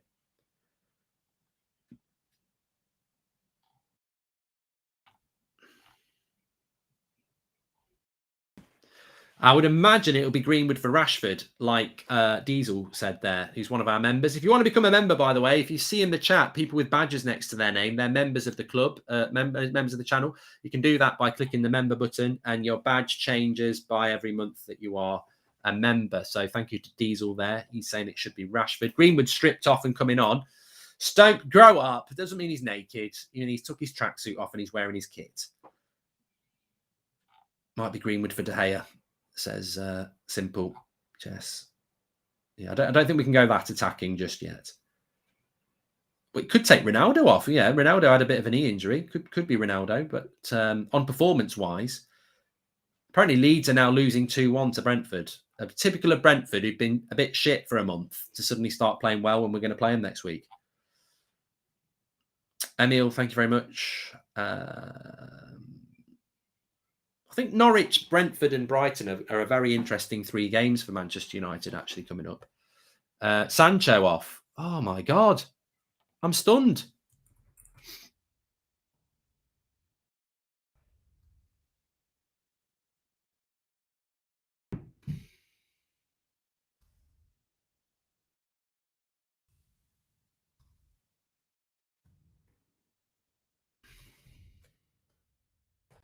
Oh, I'm surprised by that. I'd have took Rashford off, but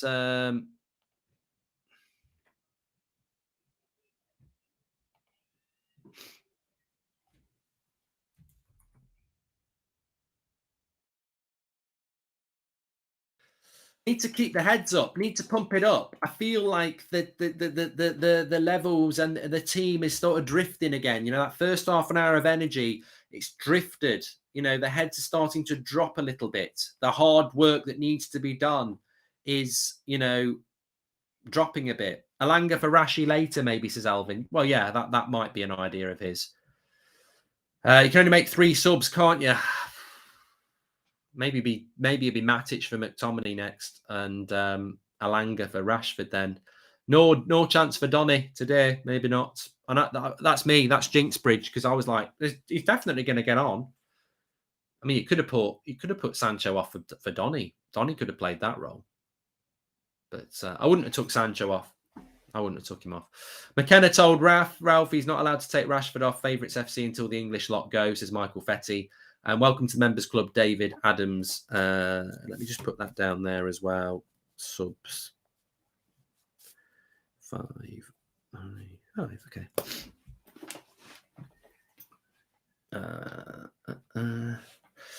Even if we lose, I'm happy with the change I've seen, says Excel. No. Not talking about losing. Not talking about that. We can't have any of that. Can't have any of that.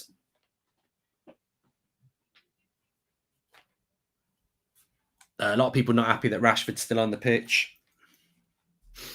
Was not an Ollie problem, but a player problem, says Kim. And I think that is something that I've said, and many of you have said as well, is that, you know, the coaching was so bad under Ollie, it was very easy to blame the coaching, and the players sort of got a free pass.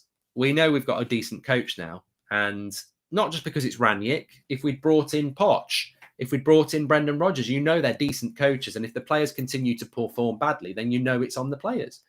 Jesse J, welcome to the Members Club. David Adams, welcome to the Members Club. And Callum Golding, welcome to the Members Club. Thank you very much for joining the Members Club and supporting the channel. McKenna's still in Ollie in mode. Well, we've had 65 minutes. I would expect a change in the midfield now. I have to keep reminding myself that this is not the Ollie Carrick era, and you're like, well, he's not going to make any subs. This is Ralph's era. Come on, Ralph, wreck it.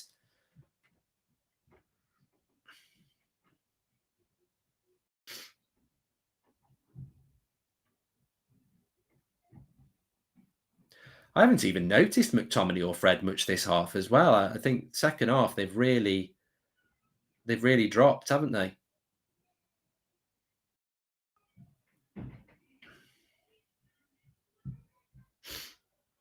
United looking a bit toothless. Ronaldo's been quite quiet this half. We're just not creating enough chances, Amy.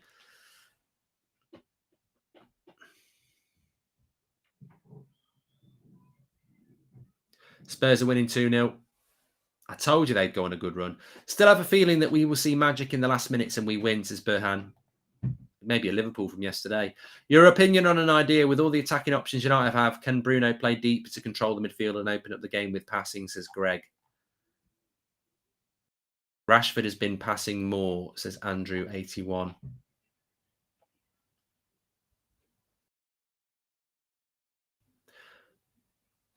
I'd like to see. Look, you're talking to the converted here. I'd love to see Donny coming on, but I don't think there's any indication that that's going to happen.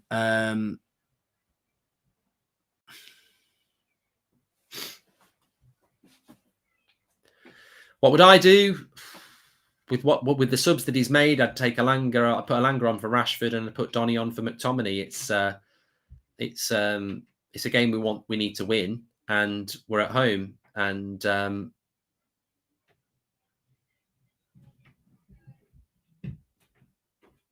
nice ball by Bruno. So Rashford, who wins a free kick.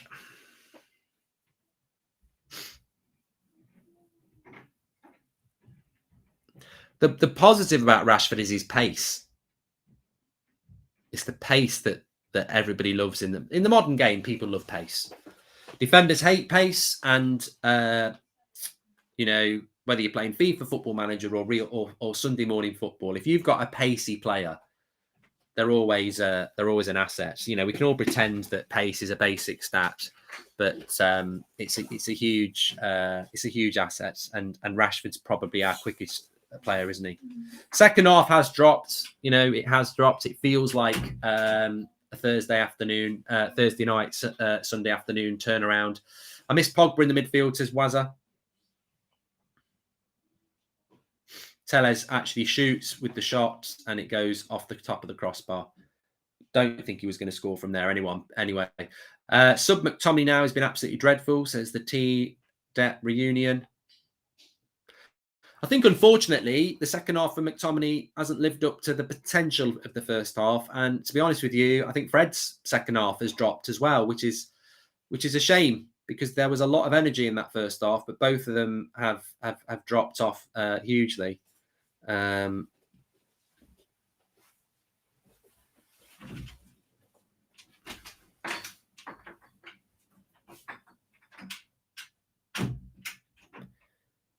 surprised I am surprised, and I'm not saying, you know, whether it's Ollie, Pep, Ranić, Klopp. I'm very surprised we've only made one substitution, considering we played on Thursday night, and he has got options on the bench. I'm very surprised. You know, you've got people like Matic and Donny who could come on, and I'm not saying make this change, make that change. I mean, if he wants to take Bruno off for Donny, he could do it.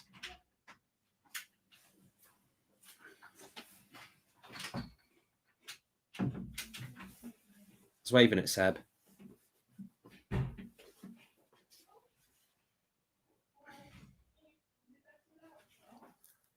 $50,000 watching. Thanks, everyone. We're just waiting for that winner. I can feel it. You know what? You've got to pump it up. I can see it. I can feel a winning. I can feel some comfort and joy in this season's seasonal show. New season as well. And a lot of people will be putting their Christmas tree up this weekend. So I think we're going to get some comfort and joy in a minute. Comfort and joy. I feel that we're going to get a late winner. Offside Rashford there. Tidings of comfort and joy. Comfort and joy. Don't jinx it, Mark. I can't jinx anything when it's 0-0. Come on, Ralph. Make a change. Come on, Ralphie.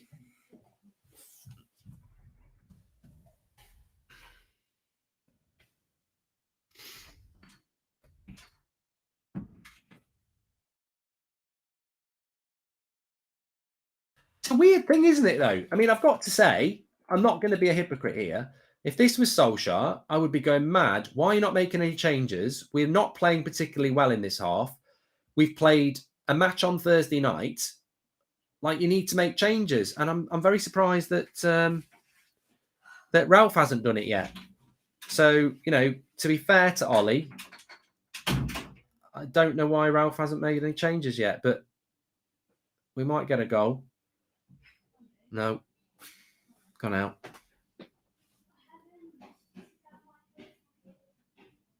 Chanting for Donny, apparently.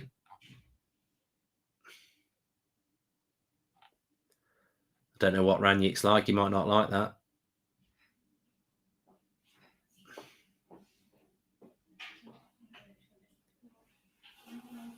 Eric says it doesn't look like removing Ollie is going to solve the problem.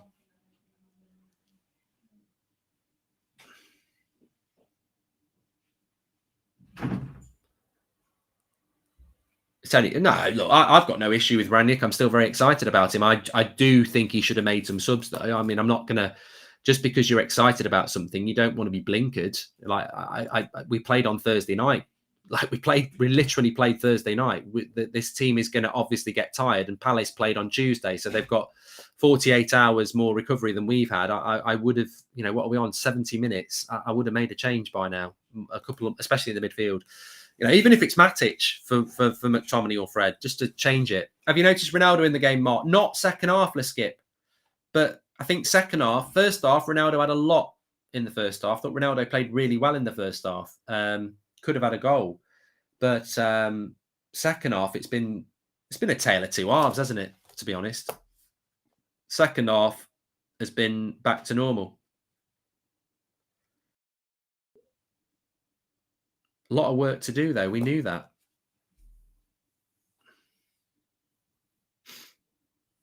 Fletcher and McKenna are poisoning Ralph. Well, he's got to be his own man. Rashford loves being offside almost as much as McTominay loves a back pass, says quite big Web. And don't look now, but Spurs are 2 points off fourth with a game in hand. If their result stand shows the difference Conte makes, says Road to Dawn. Welcome to the Members Club, Mixter. I must admit, I'm getting a little bit frustrated by the lack of subs, because we need some change of momentum, and 15 minutes is not long enough for people to make an impact. They're not trained to maintain intensity for 90 minutes. This is their first game and it will take time, says Andrew81.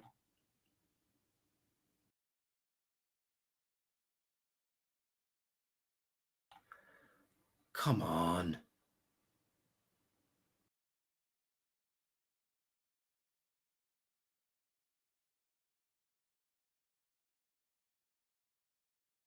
Alanga and Donny on would be nice. Well, I'm not crying about the subs. I just feel like we've lost momentum in this half. It's not been a very good second half compared to the first half. And, you know, we did play on Thursday night, so we've lost momentum. Surely that would be an idea. I love Bruno, but he has to stop rolling on the floor whenever he gets tackled. It slows the tempo down every time.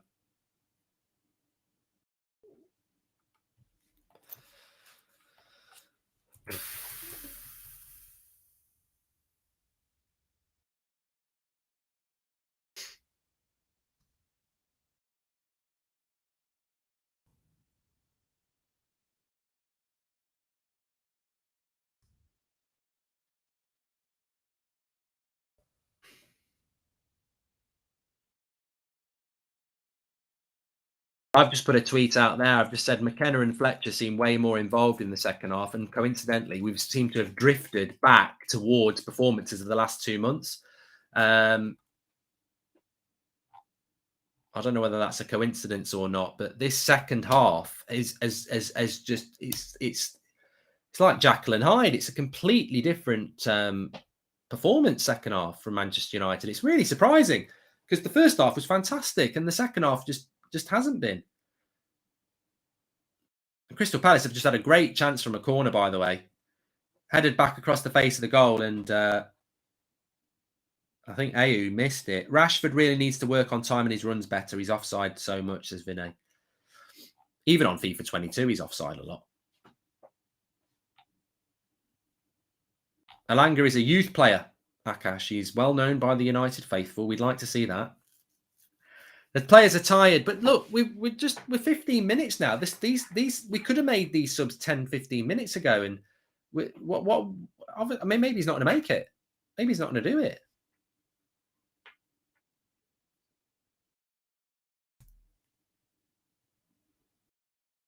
Rashford's off.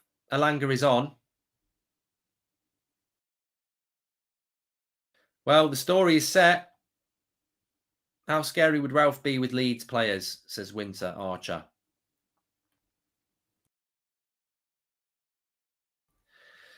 I don't think Donny's definitely gone just because he hasn't been brought on today. I think looking forward to the game on Wednesday because you would hope to see people like Donny and Martial and hopefully Lingard and everyone like that given a chance. But good to see Alanga involved. I think it's safe to say that Alanga wouldn't be anywhere near this team under the previous regime. So it's good to see him involved, and let's see what he's all about. The front line isn't the problem; it's the midfield, says Salah Ahmed.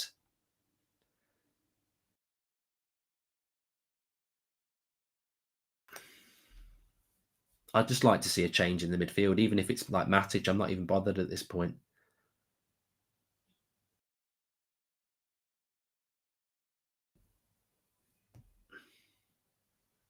(3-0 to Spurs now. 1 minute. I think we're done now. Player ratings, I think, is open on the website. I'll just double check. Leeds are in massive trouble, aren't they? Losing to bloody Brentford at home. I mean, I don't want to knock Brentford, but no, player ratings aren't ready yet.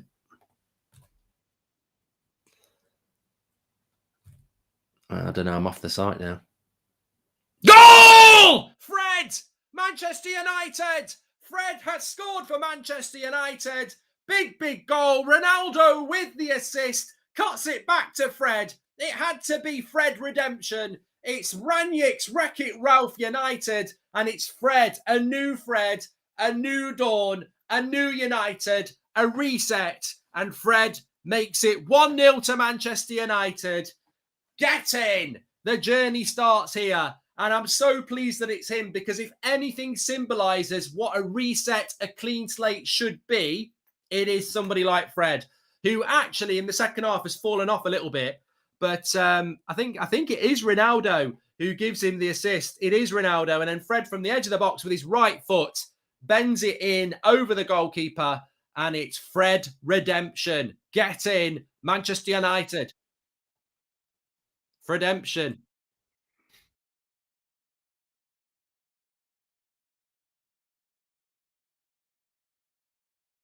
Get in. Manchester United 1, Crystal Palace 0. I think typical of Manchester United that in the half that it was the Greenwood assist, by the way. It's not Ronaldo. In the half that Manchester United have actually played the worst, they actually get the goal. So fantastic. So important to get the win as well. Say we haven't won yet, but it's so important that we do win this game and get 3 points, considering where we are against people like West Ham and stuff like that. Fred dead redemption. Fred redemption. Fred.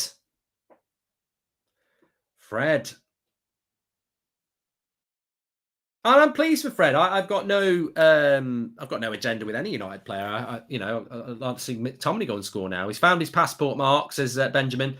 But I think we'd sensed with Fred over the last couple of days anyway that the last couple of games anyway, that he was coming back into some sort of form, and there was that belief that he could be a player that would work really well under this system. And lo and behold, he's the first scorer in the Ralph Rangnick era, which is fantastic. Apparently Donny's coming on as well. A lot of people talking about that. I wonder if it'll be for Bruno. I don't think it'll be for McTominay. But I think it might be for Bruno. Come on, kick the ball out. I bet the ball won't go out for fucking ages now.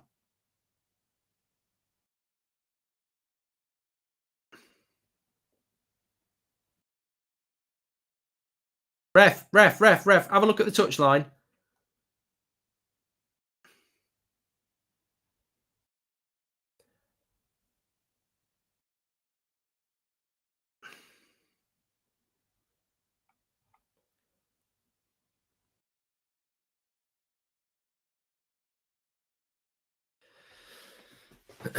He's only going to get 10 minutes, isn't he?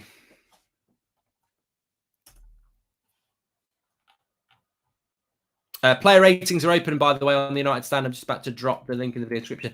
How can Donny be coming on when we've just had a free kick and he's not actually allowed the substitution? So he's obviously not coming on, whoever said that. You bloody banter twats.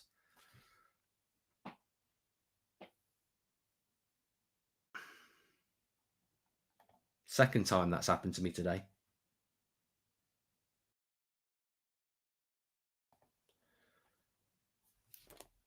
He'll surely start. Well,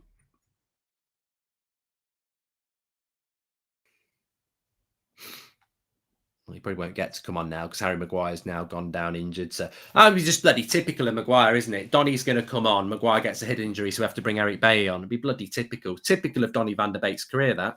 Absolutely typical. You can guarantee now Harry Maguire's got to come off for a head injury. Donny, sit down. Obviously, I hope Harry Maguire's all right. Goes without saying. But yeah, over the moon for Fred. Obviously more over the moon for us, but over the moon for Fred. And the funny thing is, we've actually scored in a half where Palace have played a lot better. But and Fred was having a lot quieter half. But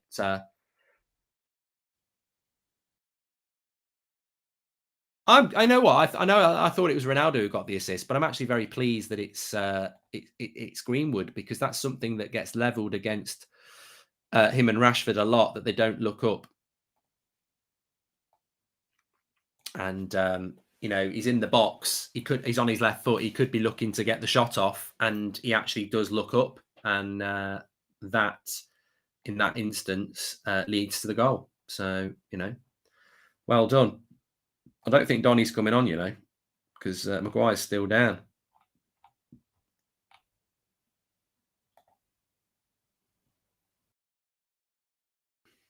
Eric Bailly will end up coming on.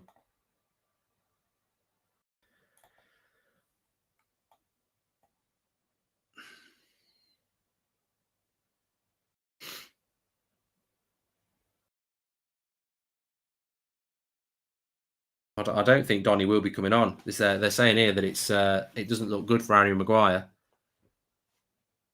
Eric Bailly is apparently now warming up. Just put McTominay at centre-back. Shamon.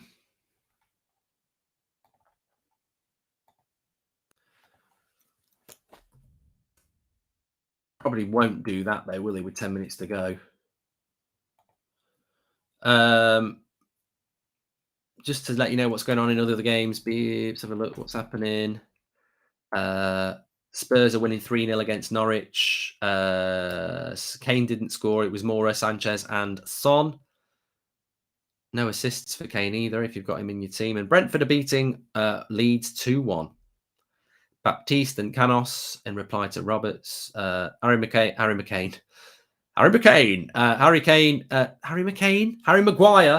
is wearing a headband now, apparently. He's putting a headband on. Daniel LaRusso is going to fight. Daniel LaRusso is going to fight. He's going to play on as well.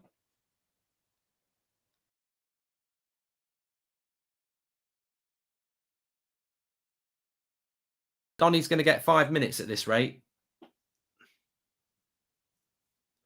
Why the fuck won't the referee just let Donny van der Beek come on? We've had a free kick. We've had a head injury. Does the ball have to go dead or something? Like, it's been dead twice. Why is the referee not allowed the substitutions? Dickhead, ref. Why has the sub not happened?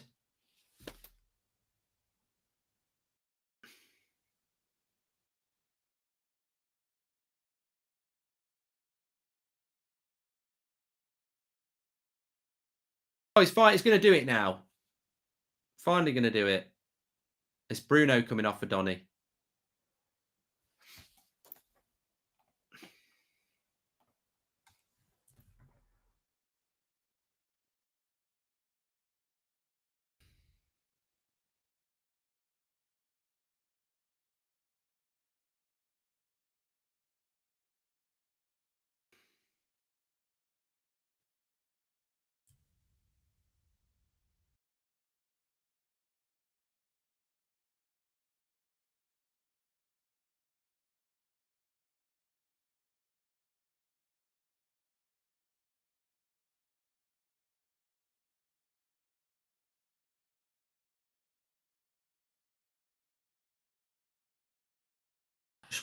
You know what?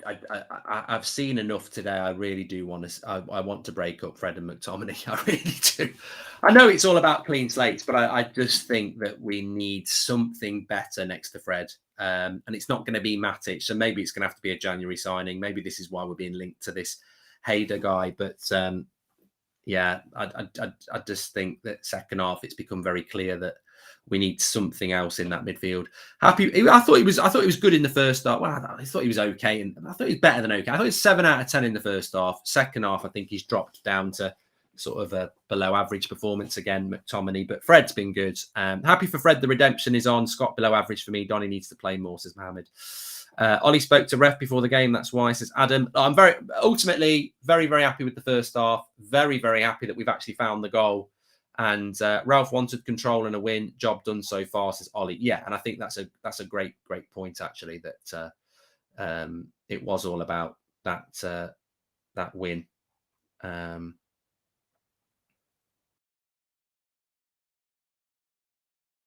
think well, most obvious statement in the world. Ralph, would you rather play one of the best games the Premier League's ever seen, and at a 3-3, or would you rather scrape it 1-0? And obviously, he would take the 1-0 because it's about winning, isn't it? But we've drifted second half, and that's been the funny thing, is that we've actually scored during the second half when I don't know. I thought we played a lot better in the first half, but looking forward to the 4-3 McTominay daily, 4.3 McTominay daily ratings, is Robert McCormack. Well, what would you give him, Robert? To flip it back, what would you give him? Because it sounds a bit like you disagree with it. So tell us what you would give him today. I would give him a generous 6. Because I thought in the first half I gave him a 7, and I think in the second half I'd probably give him a 5. So I'd give him a 6, average, clean slate, and all that. Yeah. Second half has been poor. Changes needed now, says Salah Ahmed. We've done the changes. We've had 3.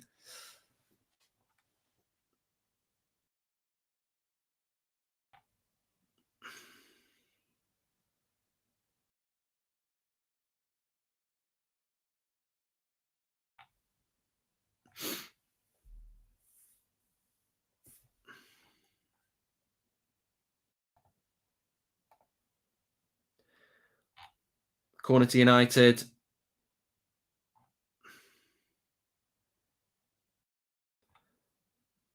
It's not 2-0, by the way. We're just clearing those twats out.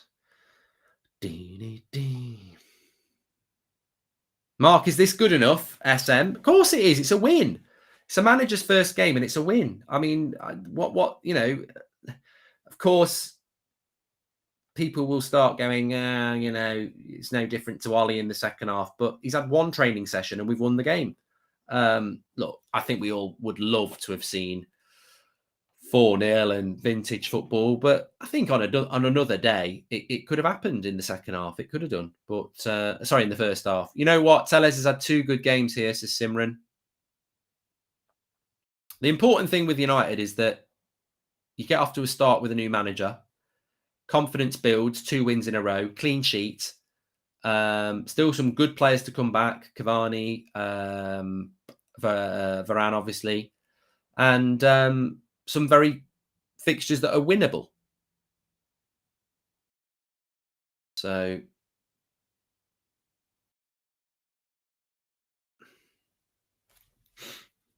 what if Pogba comes in and plays well under Ralph, says Lonely Loner on a Lonely Road? Well, Pogba's not coming back for a while, is he? So there's not really any point talking about that. Are you sure McTominay isn't related to one of the club owners, says NL? Like, come on. Less than McTominay stuff. We are winning. And he's been better than he has been for the last 2 months, to be fair. 5 minutes added on. Bonus 5 for Donny. He's getting 10 minutes now.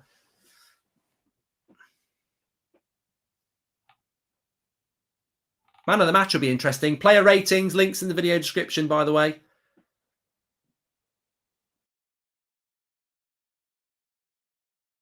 Late free kick for Crystal Palace.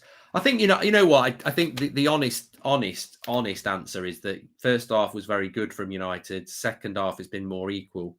And a lot of that is to do, and I'll be amazed if Ranić doesn't say it, that we played 2 games in 2.5 days and we've been tired, and we just need to focus in here, because it would be a real kick in the nuts to end up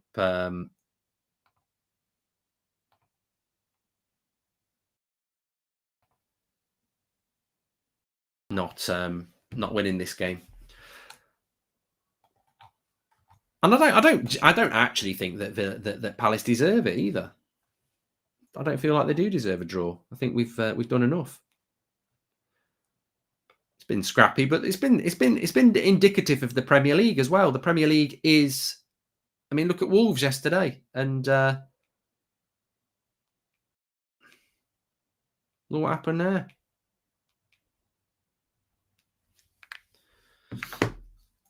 Lindelof's been steady, yeah. I think Maguire's been a 6 for me. I mean, I wouldn't get. He's not been amazing. He's not done anything wrong, and I think people get insulted by a 6 out of 10. 6 out of 10 is average. If if Ronaldo puts a 6 out of 10 in, it's not doesn't mean he's been bad. It means he's had an average game for himself. He's done what you would expect Ronaldo to do on an average game. Like, he's not been bad. And I suppose Ronaldo would probably be a 6 today as well. Corner to Palace.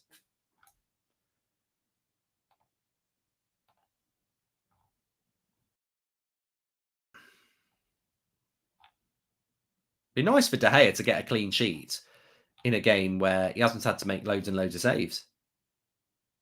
Donny's too slow for the Prem, my opinion, says Jermaine Johnson. I think he's too slow to be an attacking midfielder. I don't think he's too slow to be a holding midfielder. And not even a holding midfielder, like a play where McTominay or Fred plays. I think he'd be quite good in that position. We desperately need to buy a midfielder. Like, it's 100%. We need to buy a midfielder.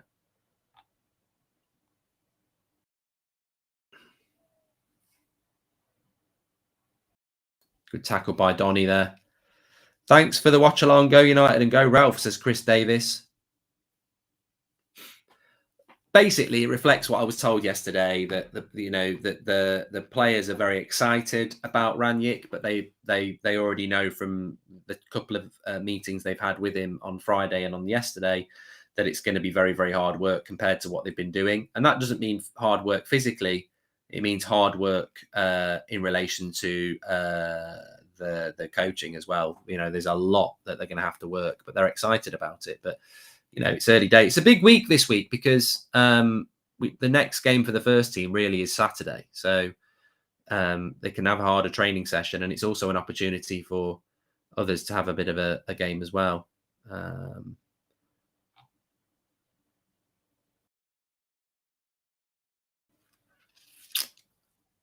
We're nearly there. We're nearly there.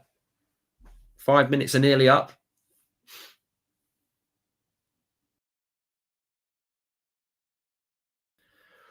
Three points for United. That's what it's all about. Very impressed. I mean, look, we'll go through it on the match reaction. Remember, player ratings. This is what I'm really interested in, the player ratings from you. Remember, links in the video description. Website, mark every player out of 10, 6 being the average, and it will then aggregate all of your votes so that when I do my player ratings, if I give someone a 6, it will tell me what all yours aggregated are. So we will go through that in the match reaction. According to Soccer Man, United is going for McGinn to replace Pogba in January. God, I hope not either. Rice would be spot on right now, but that price says Shatty. Declan Rice next to Fred in that too would be. We need somebody to go next to Fred, really. But